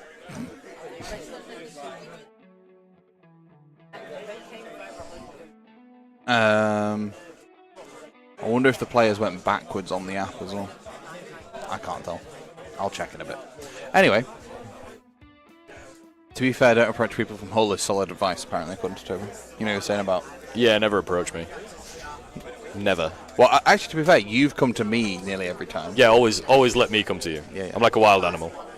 Never approach me, always allow me to come to you. You're a bad man. I don't know why, but you're a bad man. Anyway, moving on. Into Steven's turn. What's he got to do this turn? He's not getting that objective back, is he? No, but what's he got to lift? To stand a chance. You see, the Nighthaunt in the far right are tagging his Bastiladon, aren't they? Or sorry, the Engine of the Gods. I think that one is, isn't it? On the right. No, on the right is the Bastiladon. On the left is the Engine. So that has to shoot at them, doesn't it? The Engine of the Gods. Yeah, Bastiladon has to shoot the Blade Geists. Which is incredibly irritating for him. Yeah. As a priority target, you'd maybe want rid of Nagash, to be honest. Because that means the Purple Sun goes wild and you can start controlling it as well. Yeah. Or maybe you just get rid of the Purple Sun anyway. But I think the more important thing is to just push back out into the board so that when the objectives do spill out, you haven't lost both of them. Right. Okay. Because if you think they roll the one where they both it lands slap bang in the middle on either side, yep, he's going to have to push through to go get the objectives anyway. And Andrew stood on them both. Yep. So I think actually just regaining the board is maybe more important than definitely getting rid of something this turn and just being around where you need to be. Yeah. And building on it. Capitalizing your physical position on the tabletop rather than anywhere else. Yeah, sometimes it's not all about kills. It's about placement. Got to make sure that you're in the right place to win the game. Yeah, and obviously I don't know what secondary is taken for this turn either. The current battle tactic. We haven't got it listed because he's not put it in. I also don't know what the one that they just achieved was. Gaining momentum. Gaining momentum. Yeah. Because it was against the odds in turn 1 for both, and then he just gaining momentum from killing Gotrek. Okay. What would you choose in this position? I don't know. What battle tactic do you think Steven's chosen? What battle tactic does Steven do it? Tom said he doesn't know. He's just going to go find out.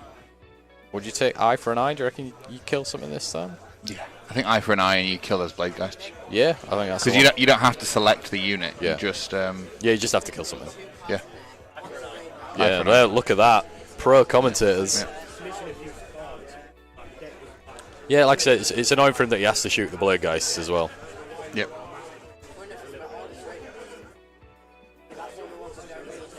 Alright, give me a second. I'm going to have to go and deal with that app. Can I get you to move in so I can whack Absolutely, absolutely. Thank you, buddy. So for another food question, favorite flavor of ice cream, everyone, in the chat. Feel free. What about you, Kay? What you got? This Biscoff milkshake ice cream is the best. Biscoff milkshake ice cream. Yeah, they use milkshake. I didn't realise there was Biscoff. I'm a mint choc chip person. Oh, that's great. I love mint choc chip. Louis wasn't as impressed with the After Eights milkshake. No, I loved it. Louis a bit. Yeah, bit hit me. But I'm a big mint chocolate guy. You're diabetic? I am. I can still eat chocolate. In fact, absolutely, definitely. Oh, pineapple. Pineapple's back. Pineapple ice cream is everyone's Pineapple favourite. ice cream? What? Hang on, are you asking about ice cream now? Yeah. For fuck's sake. It was eye for an eye that was chosen, yes. Cool. The Purple Sun came over to the Bastillodon and the Skink Priest. And that's a 6. That's not what you want. You rolled a 6 on the Basti. Oof.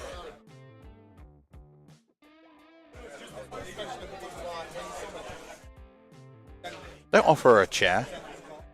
She'll be asking for socks next and to be a free elf. Oh, we've got salted caramel ice cream in the jar. Oh, that's a good shout. That is a That's great an shout. absolute shout. Pistachio, white chocolate and pistachio ice cream. I like solid pistachios, but I ain't too keen on the actual flavour of pistachios. What's my favourite? Probably salted caramel. Salted caramel is good. I'm a mint choc chip. Or Mint choc raspberry chip. ripple. Raspberry ripple. What about a classic Neapolitan? Yeah, but then you've scooped out your chocolate and your strawberry, and you're just left with that shitty Banana. section of vanilla is a Neapolitan, isn't it? Yeah, I know, but I just kind of want it to be banana instead of vanilla. I rate banana flavoured stuff. Yeah. Yeah. Oh, right, that's the thing. I hate bananas. Like, actually No, I quite like bananas, bananas. right? It just reminds me of eating... I don't like the texture. Anyway, but I love banana-flavoured stuff. Yeah. Like, banana ice cream? Gimme. Banana milkshake? Gimme. Actual banana? What about them little banana sweets? Banana foam bananas? Yeah. Got some over there. They're pretty Foam good. bananas are good. Yeah. Actual bananas, though? Get in the bin. Toby's getting you on a technicality that Neapolitan's 3 flavours and not 1. But I would say if you buy it as a tub, it counts as a flavour. What was the question? What's your favourite flavour ice cream? Okay. I'd say if you buy a tub of it, it classes as a flavour, I think. Or is it a product? Or is it a shape? Well, no, it can't really be. No, because what if you buy like a... What do you say tub? Do you mean like... what if I bought a packet of like... No, a singular tub. There's no Alright, tub okay. that comes as 2 different flavours. What if I bought a tub of Haribo? Yeah. Every single one... You're telling me the gummy bears, the cola bottles, the eggs are all the same? Yeah, but they're not flavours of Haribo. Yeah, they are. No, they're not. They have different flavours. You wouldn't call them flavours, though. They definitely have different flavours. No, they have different flavours, but you wouldn't call them different. You wouldn't go, this is a cola bottle flavoured Haribo. You just say, this is a cola bottle. Yeah, but it is a cola bottle flavoured Haribo. You wouldn't say that. That's so weird. That's such a weird thing to say. Yeah, you're right. So like, this is a flavoured water. It's like, you wouldn't describe a Haribo like that. I think if you buy a tub of ice cream, because you don't, there's nowhere, you would only get it with Neapolitan where multiple flavours of ice cream come in one tub. Right. So I think you just class Neapolitan as a flavour of ice cream. Like, if you got mint choc chip ice cream, are you calling it mint flavoured ice cream and chocolate chip? Or is one flavour even though it's got 2 products in it? to an extent. I think Neapolitan becomes the blend. It depends how you eat them. Like if you eat all three together, then yes. If you made spaghetti bolognese, the fuck are we talking it's about? one thing. It's not mince and tomatoes and garlic. And Sorry, it becomes its you own said product. mince. I thought you meant like tree ball. Mince. Mince. Get some mint imperials in your bolognese. Yes, tasty. Jesus Christ. Oh dear. I think a lot of things improved by adding a bit of mint. Anyway, parsley. I'm a big parsley fan as well. Parsley. Parsley. I like the smell of it. Reminds me of a simpler time. A simpler time. Yeah. My boy. So, Warhammers, right? Exactly. Yeah. A slew of spells going off, some skinks coming up to party. More mortal wounds done over to the Blade Geist on the right-hand side of the battlefield, just to soften them up ahead of the Bastillodon shooting them. And what is this like 80s series elevator hold? I'm kind of music? into it. You want me to leave it on? Yeah. DMCA free rock. I'll take DMCA free. It means I'm not getting YMCA'd.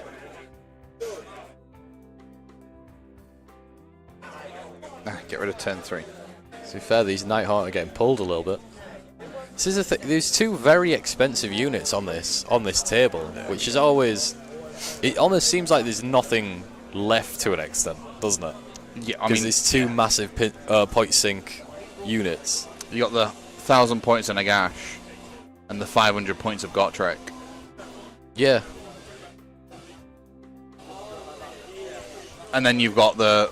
How many points is the Bastillodon? Sorry, the Engine of the Gods. 265. The Slan is also 265. And the Bastillodon's 250. That's expensive units, man. It's one of them ones where, like, if Purple Sun's really going for you as well, it could be devastating. Every single time that you take a casualty on that list, you really feel it. Absolutely. Gotta kill this. Gotta kill these last 3 remaining. So what have we really got left in Steven's list? So we've got the Engine of the Gods. We've got the Here. Bastillodon, and what 10 skinks, and then the characters are left alive. Star Priest, Slan, Star Priest, and Starseer, and then these skinks here. That's the issue. When these objectives blow out, it's going to be so hard for Steven to recapture them in the position that he's in right now. We did see him when he was playing against Toby that he went behind quite a lot and then managed to pull it back. Yeah, I mean, if you can, it is a game of 5 turns, and you'd. So Steven's not going to get hold 1 and hold more this turn, I don't think. I don't see how he'd get it. Right. So you got to think he's going for eye for an eye, so he'd get 2 points for his battle tactics. He'll be 2 points behind going into the turn where the objectives explode, which isn't insurmountable. If you prevent someone doing a battle tactic, you've brought that back, haven't you? Yeah, you definitely have. It's just it all depends. I think the worst place for the objectives obviously to come in are slap bang in the middle for Steven. But that. Oh, you mean when it scatters? If it scatters here and it can't scatter there. No, it goes along a line in the middle. Can't it? You mean here and there and there? Yeah. Blue is not the colour to use on this. Yeah, those two are going to hurt. These two, or these two, not as bad. But the other ones, they're... Oh, sorry, I put the whiteboard on. Sorry, I just flashbanged everybody at home. The Engine of the Gods also isn't tagged in combat, is it? So it can go where it wants. Yep, it can move. And you'd think it'd probably run through that 6-man unit there as well, wouldn't you? Yeah, so it can go claim whatever's there. It's just the issue is that block. Of 20. That block of 20 in the middle. Andrew's using these really well at the moment. The units of 10. Yeah. Oh, they have just been pulled. Were using them really well. Rip.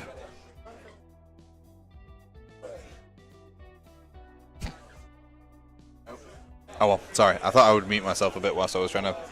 I took a drink of a Dr. Pepper can and felt like I'd swallowed the world. It was like being in a hotel like room eating with all Louis. that rice. Oh, what? Whoa. Anyway. Yeah, not to be recommended. The rice or Louis? Both. Well, here we go. I think I've got the engine of the gods is in. Yeah, he's going to do that. He's going to stack his way that way. And so actually, yeah, Stephen more or less does actually kind of control the left side of the board, and he could potentially double turn now as well. Yeah, I think that was the logic behind Stephen letting Andrew go first. Yeah, the double turn in turn 3 would be a lot better than the double turn into turn 2. Yeah.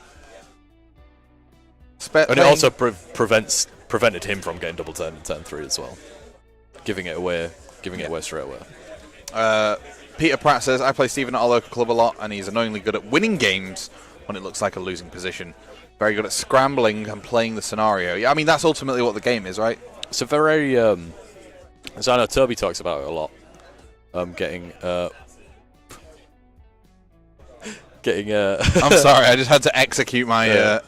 Evacuate my bowels. Yes. Bowels. Bowels. I've just shot myself. Yeah. I sat here and shot myself. Toby is good at doing that. So I've heard. Well, no, sorry, not shitting himself. Yeah, Toby's very... He talks a lot about a reactive and a proactive style of play. And obviously it sounds like Stephen's very good at the reactive style, where he quite likes to play his game based on what the opponent's doing and build off of that. I think we're seeing two good styles of this, where it seems like Andrew was very actually proactive, but though he was kind of forced to be proactive in that he was given a double turn. Yeah. And here's the turn roll. So we've got a 4 and a 2. Two, I think it was. Yeah.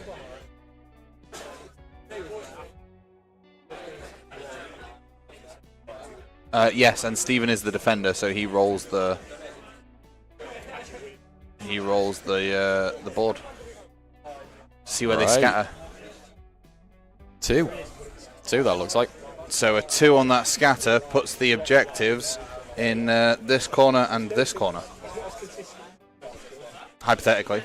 Which would mean Stephen actually controls both of them. No, well, Stephen controls one of them. Yes. And has a clear shot to the second one. For now. Yeah. Because Andrew won the roll off to see who went first, I think. So these just...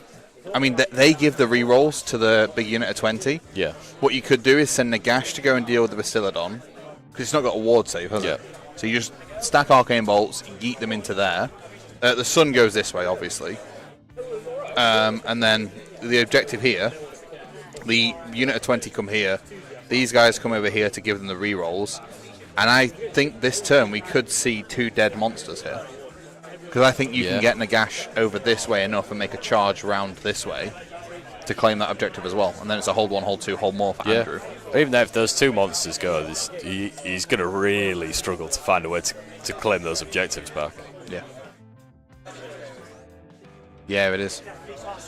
So we know where they are now. One's hidden just this side of this. Can't see it. One is over here. And then there is nothing in the center. Because that one disappears. Yeah. So maybe this is actually 6 inches away from this. I don't know. We'd have to be on the table. Not on the table. I mean, we could go on the table. Just stand on it. Stand on the table. It's a very well-built table. It is? Yeah, thank you. Sturdy. Very sturdy. Appreciate that. Built it with my own 2 hands. Oh. And Baz's 2 hands too. Yeah, Baz looks like he knows the ways around wood.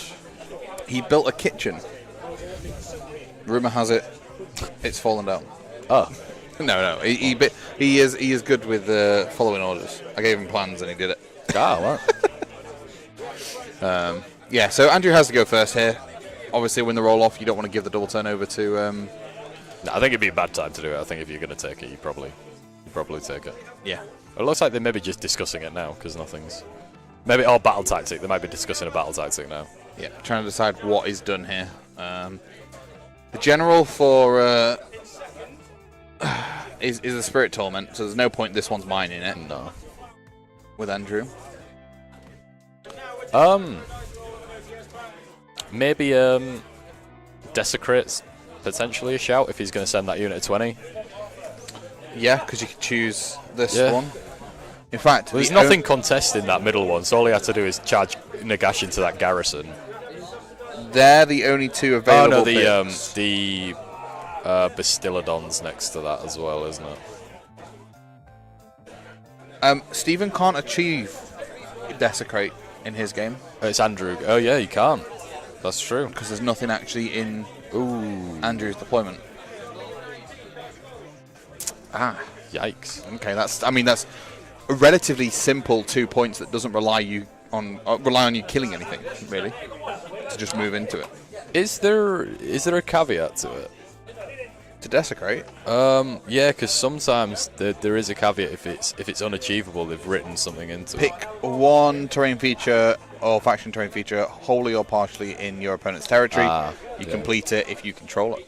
All right. And you control it if you're. I think there's a Daughters of Cain grand strategy that relies on you reducing something to rubble, but it's like because you pick that before the game happens. Yeah. I think they've written into it if that's unachievable, your opponent just picks a terrain feature for you to do it to. But that's a grand strategy, not a battle tank. Yeah, that's what I'm meaning though. Sometimes they have it written in if it's like, oh well, if it's unachievable, you do this instead. But okay, so yeah, I would personally do these bits. He has gone Desecrate, which will be this bit, right? Because he's planning on killing this, I assume. You'd hope so, wouldn't you? I think that's the because all he has to do is flip Nagash around the other side. Yeah. Flies over the top, right? Yeah. Oh, that's been dispelled. Purple Sun is gone. That's huge. Well, I mean, it's great for Stephen. It's a pretty big. I mean, it's certainly out with that Bastillodon. Yes, but also, has it given Andrew place to move? It would have moved anyway at the end of the hero phase. Yeah. I'd assume Nagash is going to stack up on Arcane Bolts and just try and Mortal Wound it. The Bastillodon to death? Yeah. Yeah.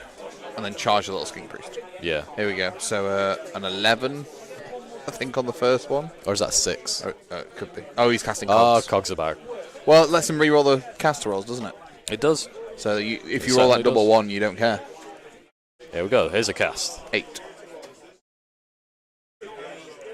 Oh well, we're assuming that's what he's doing with the cogs, not the the charge rolls. Yeah, I think it will be that one. Yeah. Because as well, cogs doesn't help with the Nighthaunt stuff because it's unmodified, isn't it? Yes. Yeah. 10, 11, 12, 13. That'll be a series of buffs going off to stuff, and then it'll be bolts. I mean, anytime you see a 6 when Nagash is casting, you're assuming this is just gone. This is just horrific. Oh, there's double the one. He will get to re-roll it, and he's swapped dice as well. A pro's you always swap pro's dice. technique. There's a 3 and a. And it went off the board. 6 again, so 9 plus whatever it is. A 7. So that's still Oh, he'll try on the 10. One of them looks to be a 5, so it's likely a failure. Yeah, a 5 and a 4, I think. He's re-rolled it. Yeah. Slans can. Slan can. This Slan can. He's got to do the Slan can. 4 arcane. Wait, is that 6 arcane bolts? 3 spells and then 2 spells and then 6 arcane bolts gone through. Yeah, I think so. Maybe. Like we said, the best way to attack that Bastillodon is to charge it and then just go arcane bolt, arcane bolt, arcane bolt. Yeah. Oh. 6d3 mortal wounds. 63. 6d3. 63 mortal wounds. Yeah, Cogs is reroll charges now. It's not +2. They changed it. So reroll charges. He's actually really decent for Nighthaunt. Yeah, but I assume he rerolled the cast roll, didn't he, in one of them? So he picked that. Which you would. If you've got 8 spells, you're definitely rerolling the cast. You're definitely going to double one it at some point as well, aren't you? There's nothing more feels bad than not having a reroll to cast and then having. Oh, we've got a Widgear down. 2 Widgears. He's ignoring the engine and just yeeting his 20 strong blade guys. Well, I guess there's an argument to be made if he also takes Stephen's objectives. What does Stephen do? Not play the game. I guess. Stephen goes right on the other side to try and get rid of them, but then the rest of his army's out the game, and what, are you just both going to stand on an objective? So it's a relatively smart play. It's like, oh, come back and claim your own, or send what's left of your army up to my side of the board, but then it's not taking part in the game again, and it's going to have to turn around and walk back to try and take the other one off me. Yep. And since Andrew's already got a 2-point lead, he doesn't need hold more necessarily, because he's already got a buffer. he could quite happily just take hold as long as Stephen isn't getting hold more. Which, if he gets hold, it means Stephen shouldn't be getting hold more. Yes, that is basic rules of the game. Yeah. Well, it can flip in a 10. You can both get hold and hold more in each other's turn. But in a game where there's only 2 objectives, now. Andrew just knocked the terrain a little bit, so disqualification, I believe. Because the objective was on there, Stephen's just remeasured the thing. I think we just give him an auto loss for that. And then where does Nagash go? Because if Nagash moves towards the Bastiladon, there's going to be a redeploy. Yeah, so it looks like he's going to go for the garrison and stay outside of 9, maybe. I mean, if he smacks the Slan in the face, that's some spells out of the way. Yeah. He's also got Arcane Bolts, so he could just literally mortal wound him off the field. If Nagash is not where an objective is, something's got to go to deal with him as well, hasn't it? So, you're keeping him out of the way of. Plus, that's blocking. That's blocking a lot of space as well. Nagash is a hefty base. Yeah. 130 mil base. Yeah. And then that Cogs is also kind of in the way. Yeah. Bastiladon. Yeah. That's another thing about endless spells. They're really good for just being Blocking in the off. way. Yeah. We don't see it a lot, but the Palisade is actually really strong, I think, for position. I used to do it with Emerald Life Swarm a bit. Because it's huge. Yeah, the base just because I was using big units of zombies and stuff. Yeah. If you didn't want something to fly over you or move through a gap, you just stick an Emerald Life Swarm in the way. Yeah. And it can't do anything. Yeah, and I think Emerald Life Swarm also only affects friendly units, so you don't have to worry about it. Healing. Disgusting. Actually vile. I think Andrew decided just to not move Nagash because he didn't want to trigger a redeploy. Yeah, I mean it doesn't look like it's going to be a hard charge anyway, does it? Particularly 4 maybe. Well, there's a 12. That's a 12. So, mate, where do you want to go? The moon? Yeah. Dogecoin to the moon. Go wherever you want. Go wherever you want, fella. And remember when these. Oh, that was for the that's a huge. Nighthaunt 12. Yeah, that's a Nighthaunt 12. That's a hashtag Nighthaunt 12. That's a -1 save on that Bastiladon, please. Thank you very much. Absolutely is. Shame about that purple sun going then, isn't it? Really, as well. Yeah, it would have been nice too. Yeah. Because it won't affect the Nighthaunt either, will it? Because they're ethereal. Yeah. Purple Sun's perfect in a Nighthaunt army, isn't it? Purple Sun's busted in a Nighthaunt army. Imagine that. Also, there's going to be 20 dice rolled at this Bastiladon for mortal wounds, I assume. Yes. And it's got, as long as he tags and we're that assuming that objective is, I'm assuming that's 6. Yeah, I mean, you kind of want the extra point, right, just to give you a little bit of a buffer here. I mean, he can pile in even if he, When's the mortal wounds done? Is it charge phase or just start the combat phase? No, as he's finished the charge. As he's finished the charge. He rolls a dice for each model in that unit, and then targets a unit and rolls those dice. Right. And every 5 up is a mortal. Oh, there ain't loads there by the looks of things. 3. Oh, wait, no. 4. 5. 5. 5 mortals. 5's alright, actually. That's over half of Bastiladon. I think they've only got 9 wounds. 5 5s. Like a game of liar's dice. From Pirates of the Caribbean. Yeah, well, it's just a game anyway. So it's got 10 wounds, so that's 50% done. Shit. Now, it's bracketed twice, which means its save is only a 3 up. Oh, that Bastiladon's fucked. Right? Man. It's got -1 save, we assume, from the stun. Yep. So it's now a 4 up. Yeah, that's what we'd both choose, I'd assume. It's going to have -1 rend, so it's now a 5 up from the Blade Geists. Yep. And then it's going to maybe all out defense, so it's back to a 4 up, but it's only got 4 wounds left. And the amount of Blade Geists that get 3 attacks each on the charge. It's a bit rough, that. Yeah, I reckon the Blade Geists. It looked like it stomped them in return. Sure. Because 2 were just taken off. We'll take a stomp. Why not? I don't think Andrew really cares at this point. They've done their job. They've got in there, and then gash into the garrison. Yeah. And does the Engine of the Gods do something within 9? No, I don't know why he's measuring to be outside of 9. To be honest with you. Is it? No, it wouldn't even be shooting, would it? It can't. It has to be within 6 for to unleash hell. Unleash hell. And I assume he's just spaffing off his mortal wounds now. Yeah. Spaff 'em, lads. He's got 6. He might as well just go, right, Slan takes D3, D3, D3. Because the whole garrison counts as being in 3 of them. Yeah. 6. Jesus, there could be 18 mortal wounds coming from Nagash alone before combat. Disgusting. If you're Steven in your turn, do you just plow on into the far objective? Yeah. Yeah. I think you have to plow and bunker. Yeah. If you lose this Bastillodon, which I assume statistically you will. He's go, surely. I assume that's going to happen. The Stegodon's going to be anything left with 10 skinks. It might even be a case of see what happens and they call it. You never know.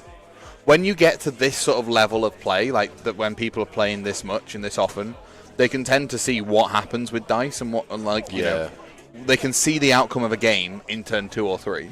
So they tend to just play what they can and then. I think these are the mortal wounds coming in, maybe.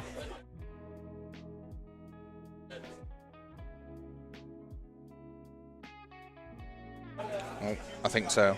You can just release those one at a time as well, can't you? Yeah, it looked like he did 3 in a row. He didn't roll 3 at a time. So yeah, something's gone from. So that was 3 by my count. Oh wait, everything's getting. No, they're all in the garrison. He's just put them separately for wound allocation. Ah, okay, that makes sense.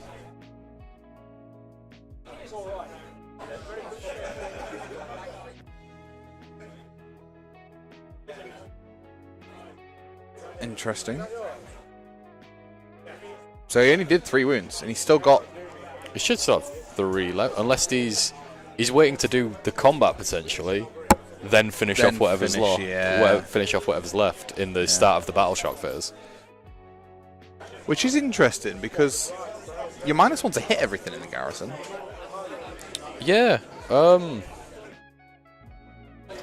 I guess it maybe is worth just saying, I'll leave these until the battle shock phase, and I can just finish off whatever I need to. Yeah.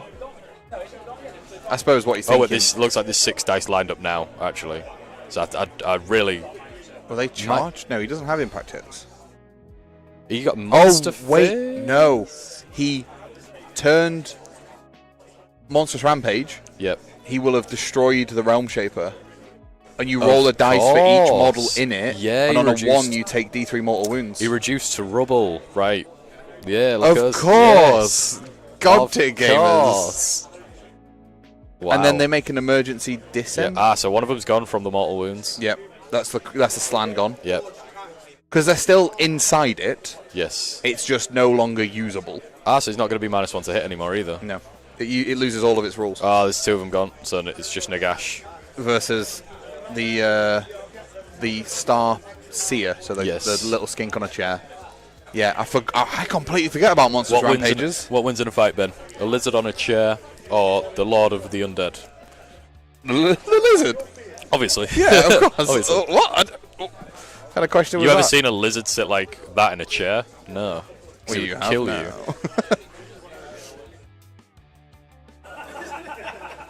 I think these are the attacks going into the little priest here, the Star Priest at the back. Remember, 6s to hit with Nighthaunt units, auto wound as well. Yep. So naturally he has started with the with that combat over there, as to be expected. Yep, and it's gone. Yeah, this is looking a bit bleak, Ben. Yeah, I can't believe we both forgot about Reduced to Rubble.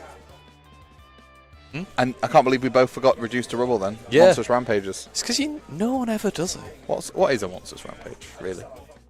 It's so situational. It's like a PB&J sandwich. I cannot wait to hear this this comparison. Well, like, you've got the peanut butter. Yep. You've got the jelly. Yep. Right? But you forget they kind of go together sometimes. I guess. Like, I don't know if I'm on board, man. Let us know in the chat. Does that make sense? Are you on board with this comparison? I don't even think I'm on board with this reduced to comparison. rubble Well, I meant forgetting about it, right? Yep. So it looks like there's also sixes in that hit roll that have auto wounded. Auto wounded. Yep. Oh dear, oh dear, oh dear me. And what are these? -1? -1. Yeah. It's all out defensed, but it's -1 save, -2 from the rend. Yeah, it's looking. It already has a bracketed 3+. So and like we say, we're assuming it took the -1 for the charge. Yeah. -1 to hit doesn't make sense, and I've forgotten what the other one is. Strike last. And strike last made no sense. What is it? Oh, yeah. There's a whole Oreo milkshake. Oh. You want an Oreo milkshake? He's there. He's dealing it up now. He's dealing the milkshake. He's dealing the milkshake. No, Kitty wants a milkshake, so. Yeah, and it's gone, Ben. Yeah, I mean, you're going to lift it's it. Gone. Yeah, it's looking real bleak here for Stephen. He's got 10 skinks, an engine, and a lizard in a chair for now. As Nighthaunt are like still it bang to a Bastillodon. Bang, and the dirt is gone. Are you calling the Bastillodon dirt? Yeah, it is now. It's for you. It got reduced to rubble. There's 2. Whoa. Milkshake mania here on. It's over. On Dyson Ducks. Oat milk. Any good? How do you milk an oat? It's got no udders. The same way as you milk a cow. Squeeze it. Very carefully is the answer.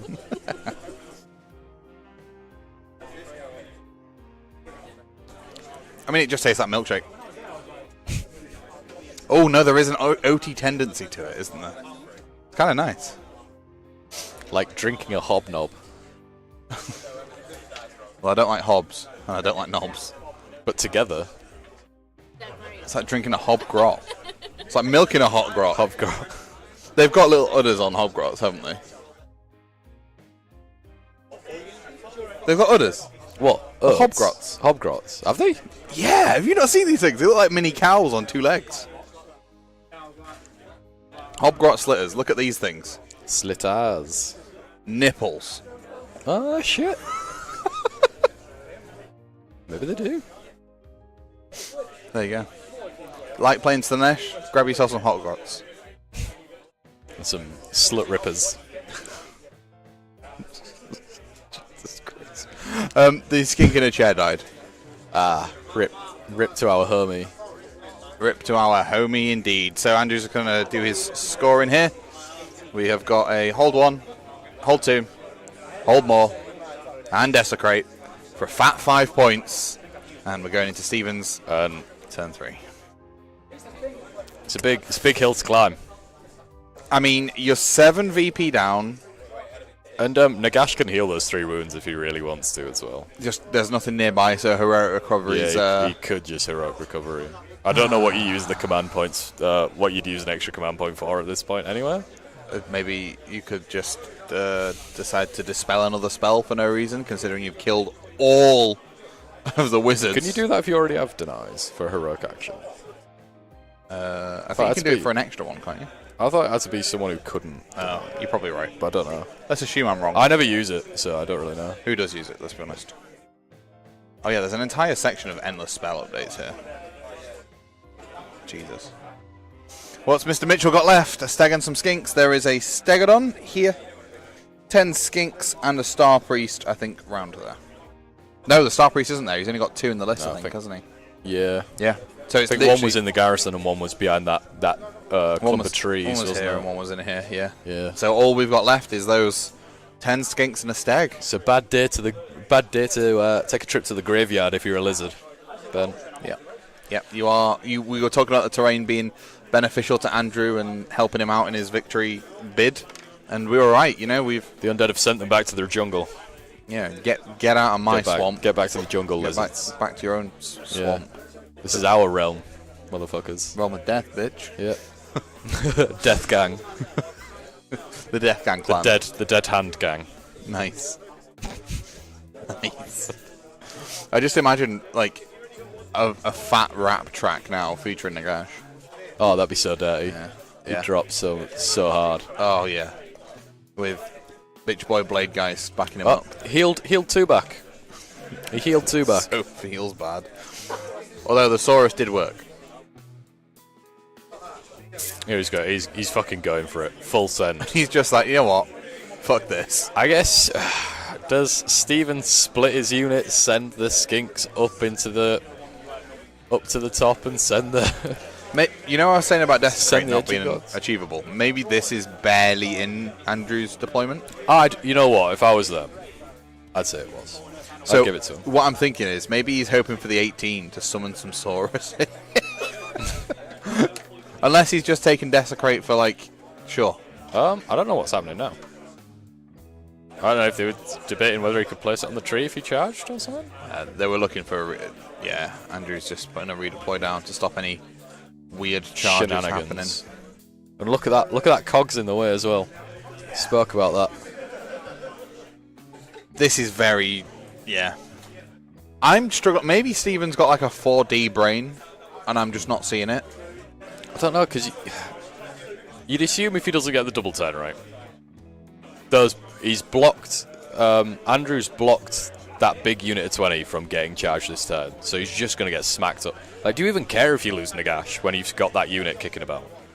Because surely it just mullers. I mean, I don't. The Engine of the God maybe does. Does it kill Nagash? And yeah, he's sent the. So I think he's just trying to maybe bog him down in one side while he goes and claims the other objective, maybe. Doesn't really do a lot though, does it? It gets you points, man. Well, I mean, yeah. And in a position where you're trying to get as many VPs as possible to shoot you up the rankings, you know? Yeah. Oh, I want to know, did our good friend Thomas Waller win his game against Speckles, or did Speckles beat him? Who knows? They probably do. Well, they finished. That was like me after the race. Christ. Look at his stud there. Proud. Was that good? You want another one? Okay. Look at it, stud proud. Apparently Steven does pretty much see the Matrix, so he's probably like thinking of something. Into Nagash, here we go. D3 mortal wounds on the charge, all gonna get reflected. Because Nagash has a 6-up mortal reflect. Bang, bang, bang. Well, there's the save. Oh, it looks like a 6 there as well, yeah. I think they all saved and one was reflected. And then he had a ward on that.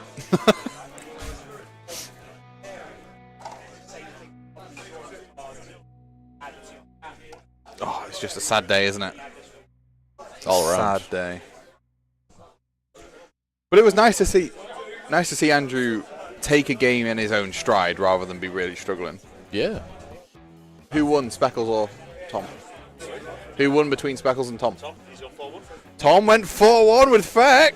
Wow. Yeah! Good man. That means he's oh no, that means he's qualified. Oh. He had about 3 models left on the board. Yeah. And then rolled all 6s for his Terrorgeist and lifted himself. Wow. Of course he did. Why would he not? Terrorgeist, man. Yeah. When they hit, man. When they pop off. I need to get my Feck done. Anyone want to buy a Soul Blight army, chat? You want to buy a Soul You want to Blight? buy a Soul Blight Chat, army? you I wanna- fully recommend it. It's Instead amazing. of buying his Soul Blight, we'll buy start, anything else. We'll start a GoFundMe for a new army for you. There you go. I've got Slaves to Darkness kicking about. Stuff. I want to do a Nighthaunt army. And yeah, every so often I've been looking at them. I'm like, these are quite cool. And now I've sat and watched them at work. I had 140 chain rasps. That's a lot of chain rasps, Yeah, then. and then I sold them. Okay. You're hungry? Yeah. Chat, if you could do any army, what would you pick? If someone was going to start Italian. Somebody's going to start with A Hawaiian army. No, but if you were going to just like randomly choose an army. If someone was doing a GoFundMe for you, and they give you 500 quid. 500 quid armies in the chat. And it's painted for you. Whoa, no, it's hobby projects. Hobby projects, man. Oh, well, that instantly kills the newer Rangers for me. You reckon? Oh, 100%. I can't stand the amount of detail that's on gut I ribbons. will say, they give you 500 quid for a hobby project if you choose to allocate so much of that to getting it painted by someone. Yeah. Feel free. Toby, I would definitely do an OBR army. Definitely. But they're just garbage. I recently played some with my Daughters of Cain and got absolutely slapped. Did you? Yeah, I wasn't running like a meta Daughters of Cain. It was like a few units of Sisters of Slaughter, right. a unit of 10 like Burst Snakes and Marathi. And Sisters of Slaughter do absolutely nothing to OBR. And then get slapped. 3-up rerollable save is fucking crazy. Nagash, by the way, took 4 wounds from that second one. And what's the second counter for? So we've got the 5 dice. What's the... So the dice is Nagash's wounds. The blue counter is the Stegodon's wounds. Stegodons. Sorry, the engines. Oh, and we've got the score coming in for turn 3 for Stephen. Desecrate their lands was achieved. They actually counted that as being in his deployment. Fair. Yeah. But it's fair, isn't it? I think if we had that, I was like, if you can get anything that's this far away, I'll give you it. Yeah. And also got hold 1, which is fine. Takes us to 9 to 13. Here's the priority roll. 4 plays 3. Stephen gets a double. He's got to take it, hasn't he? I mean, what else do you do? Yeah. Can you... He's got eye for an eye. He's done against the odds. He's done General's Desecrate. His general's dead. What... Have we got a White Dwarf one for... We have, but I'm just having a look. I was going to say, you could try gaining momentum, but you're never going to get there, I don't think. No, you're not doing that. Some more. We've got some more Haunty boys dropping in as well. Yeah, they recover themselves, don't they? Yeah.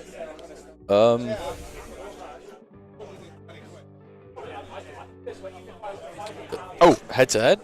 Against the odds. Did you choose against the odds first? Everyone does it turn 1.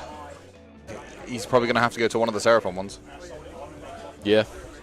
I like the Soul Blight I've won. I've achieved it 3 times this tournament.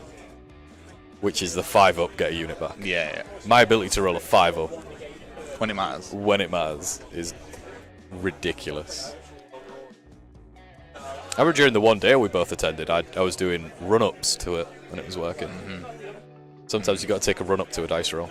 The one-dayer. Get some. The one-dayer. Goddamn Louis. And the bane of us both. Mate, if I'd have just won 1 priority that game, he was toast. He was done. He might as well have jumped in the kiln himself. Stupid bloody forge. I'm not mad. Stupid pizza oven. It's all it is. It's just a glorified pizza oven, isn't it? Not more, not less. For all the Hawaiian pizzas chat wants. All the pineapple. All them pies. Gotta love them pies. He needs 3 monsters. So that's the one. Yeah. There isn't an applicable one. So I guess you just throw one away, maybe? It's just... Maybe you take that one's mine. Right, because you choose your general, right? Yeah. Pick an enemy battle unit on the battlefield. You complete this tactic if it's destroyed by your general. Well, never mind. Yeah. There's no you don't have to have your general on the battlefield to pick it. You might as well just pick it and choose Nagash, sure. Actually, yeah, you just pick Nagash. Then. Yeah, your general has to kill it in combat, doesn't it? Yeah, but it's not a requirement to pick it to have your general alive. Oh, right. Yeah. It's like you could. Yeah, the game lets you pick stuff you physically can't achieve.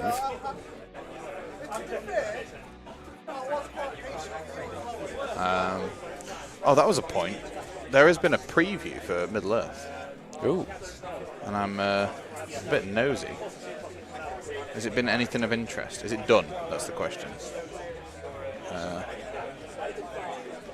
I didn't really look at it, to be honest with you. Yeah, it's done.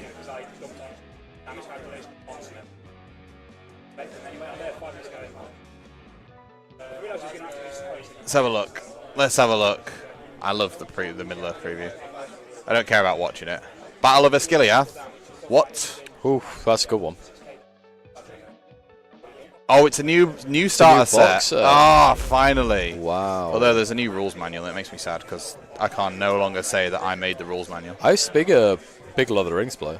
Oh, look at them sculpts of the new guy. Ignore the foot The troops. old Faramir that's a good. Faramir was a sexy guy. Look wasn't at he? them sculpt. I hate this hair. It looks like he's got a head wound.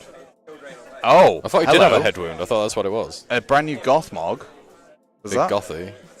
Big G. Yeah. Yeah, look at that. Nice Gothmog. Only 2 heroes for Askelia. Yeah, I used to play War of the Ring, Ben. Yeah? War of the Ring was banging. It was a really good game. No one played it, so they got rid of it. I don't like that. I don't like that animation. That That's animation's crazy. garbage. But whoa, you get terrain in the box set too? And decent looking new Asciliath terrain. Yeah. Oh, that's huge. Does it come with a mat? Is the mat a thing, or have they just put the mat No, on? they just put the mat They on just there. put the mat They on just there. put the mat on there. It was just, it came out in the terrible animation. The box art's cool. Yeah. Absolutely. There You know you go. what? I've been looking to get back into Lord of the Rings for a bit. Well, I mean, do you want to... What are you a good or an evil kind of guy?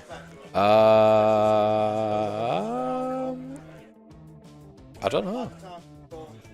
I dabbled in a few. The army I used to have, so I wouldn't do it again, was I had... Do you know when the new range of... Is it Galadrim Elves came out? Yeah. Yeah, I got that on the release. It came out because it fell on my birthday weekend. Right. So I just bought like the entire range. Whoa. A new Elrond? I remember there's like 4 Eldron models kicking about the same Oh, time. look at that banner. Oh. Woohoo! That's good. I realise I've just dodged this game. Who's this? Glorfindel. That's a nice Glorfindel. Glorfindel in War of the Ring was crazy as well. It looks gorgeous. So in War of the Ring, you used to have there was like a table for how hard stuff was to kill, and it sort of went like hard to kill, very hard to kill, extremely hard to kill, Yeah. then ridiculously. Yeah. I think he was very hard to kill, and they made him a monstrous flying creature just because like the forces of good didn't have monsters. Yeah.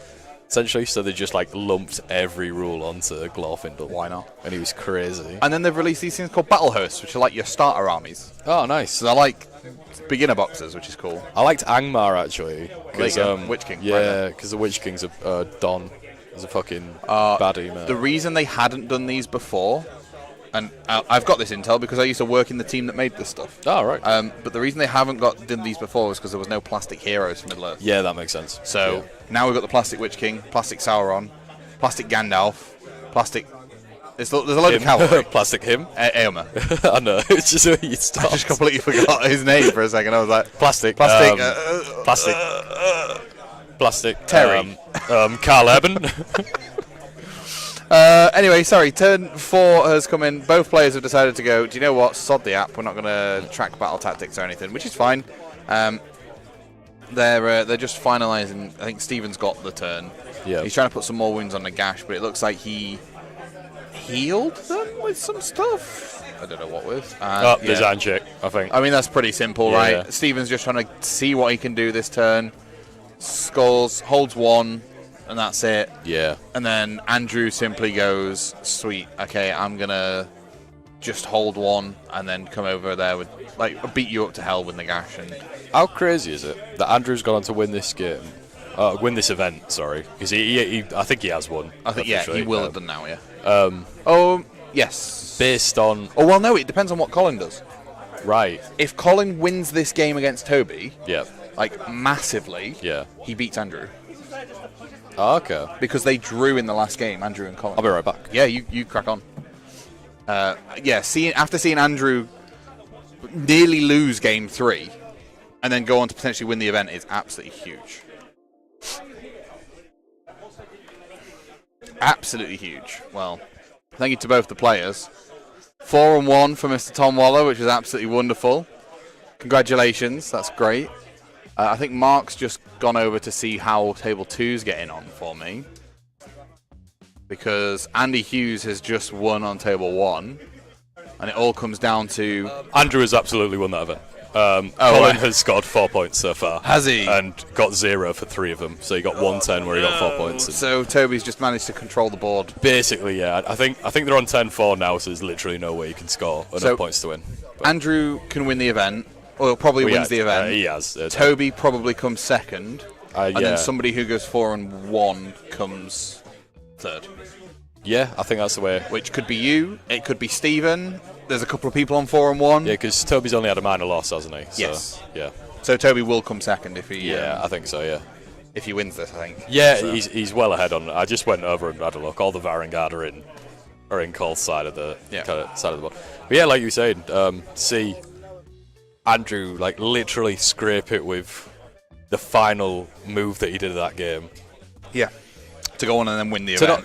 It wasn't even like he turned a draw to a win. He was going to lose that game. Yeah. Until that happened. Yeah. So the stars aligned. It all happened where he played this one really well. He was in control for a lot of it, but I think that there was obviously a double turn, wasn't it? I think Stephen was hoping for himself. Yeah, I think there was. Yeah.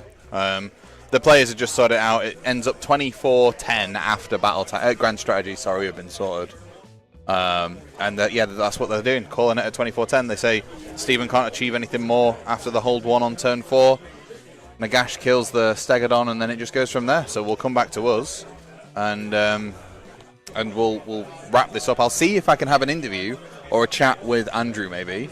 Thank you so much, Mark, for joining us for Game 5. Absolutely fine. Yeah, it's good. Enjoyed it very much. Well, it's brilliant. And if you don't manage to qualify for whatever reason, I have not. I'll tell you right now. We can all wait until the announcement who qualified at the end. I don't think I'm in it. If you want to come back and commentate, you are more than welcome to any time. Absolutely. We've got a few GAF members coming in, I think. Louis qualified. Toby's qualified. John did qualify, but he isn't going to go, so I think one of us takes his place. It won't be me, since I didn't play the Game 5 of this one. It would feel wrong.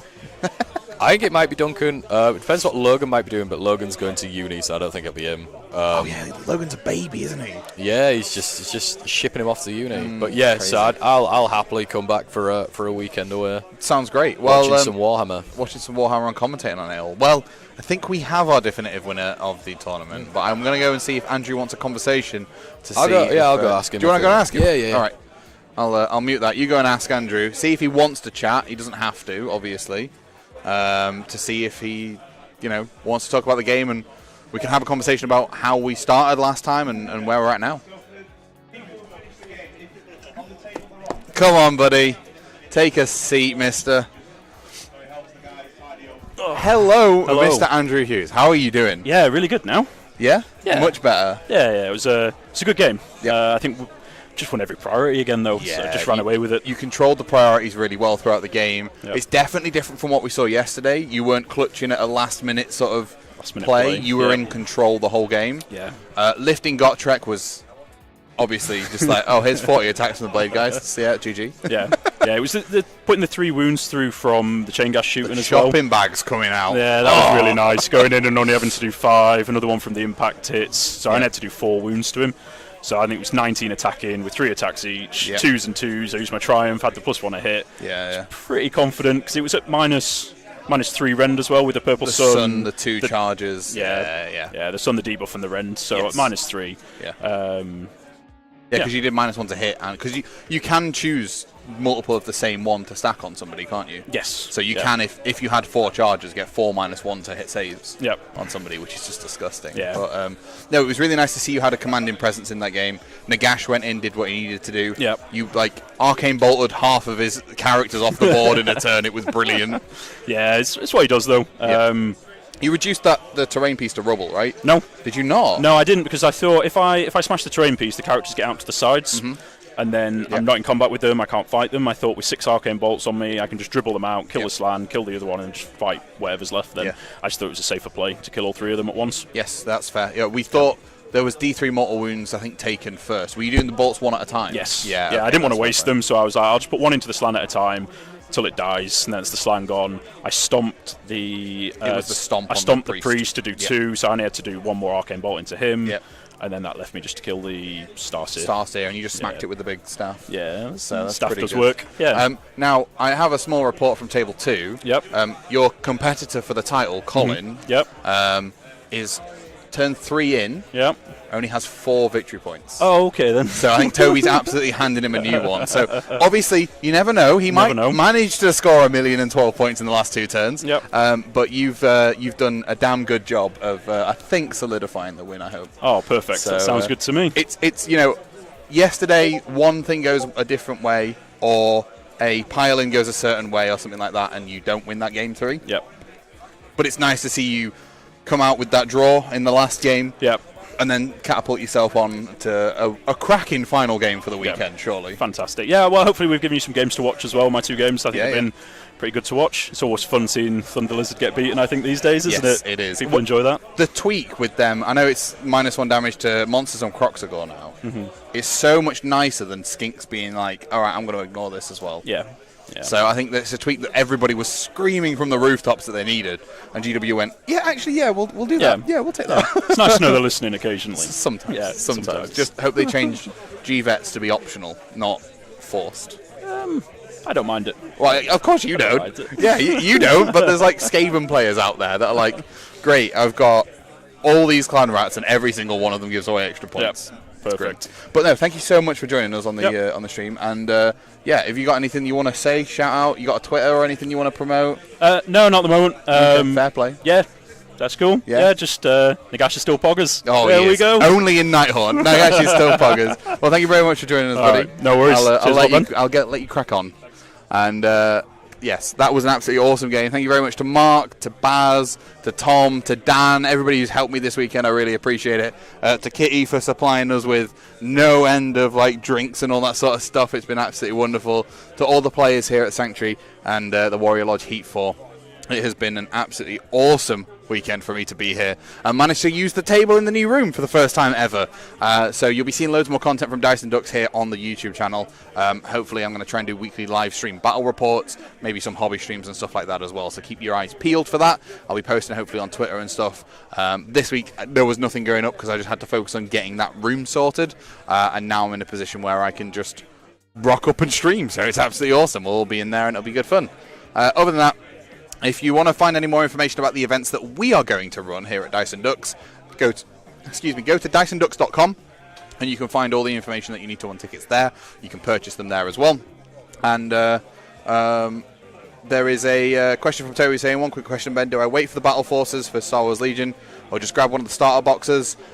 If you buy a Battle Force, you will also need to buy dice and rulers. But I would recommend getting a starter box anyway and then buying a Battle Force and some more dice and rulers, personally. I've got 3 starter boxes worth of measurers and dice because you pretty much need it. But drop me a message in the Discord and I will talk to you more about Legion there. If you want to find any of the links or anything below, check the description. And other than that, thank you very much, everybody. I appreciate you being here. Take care, look after yourselves, and happy hobbying.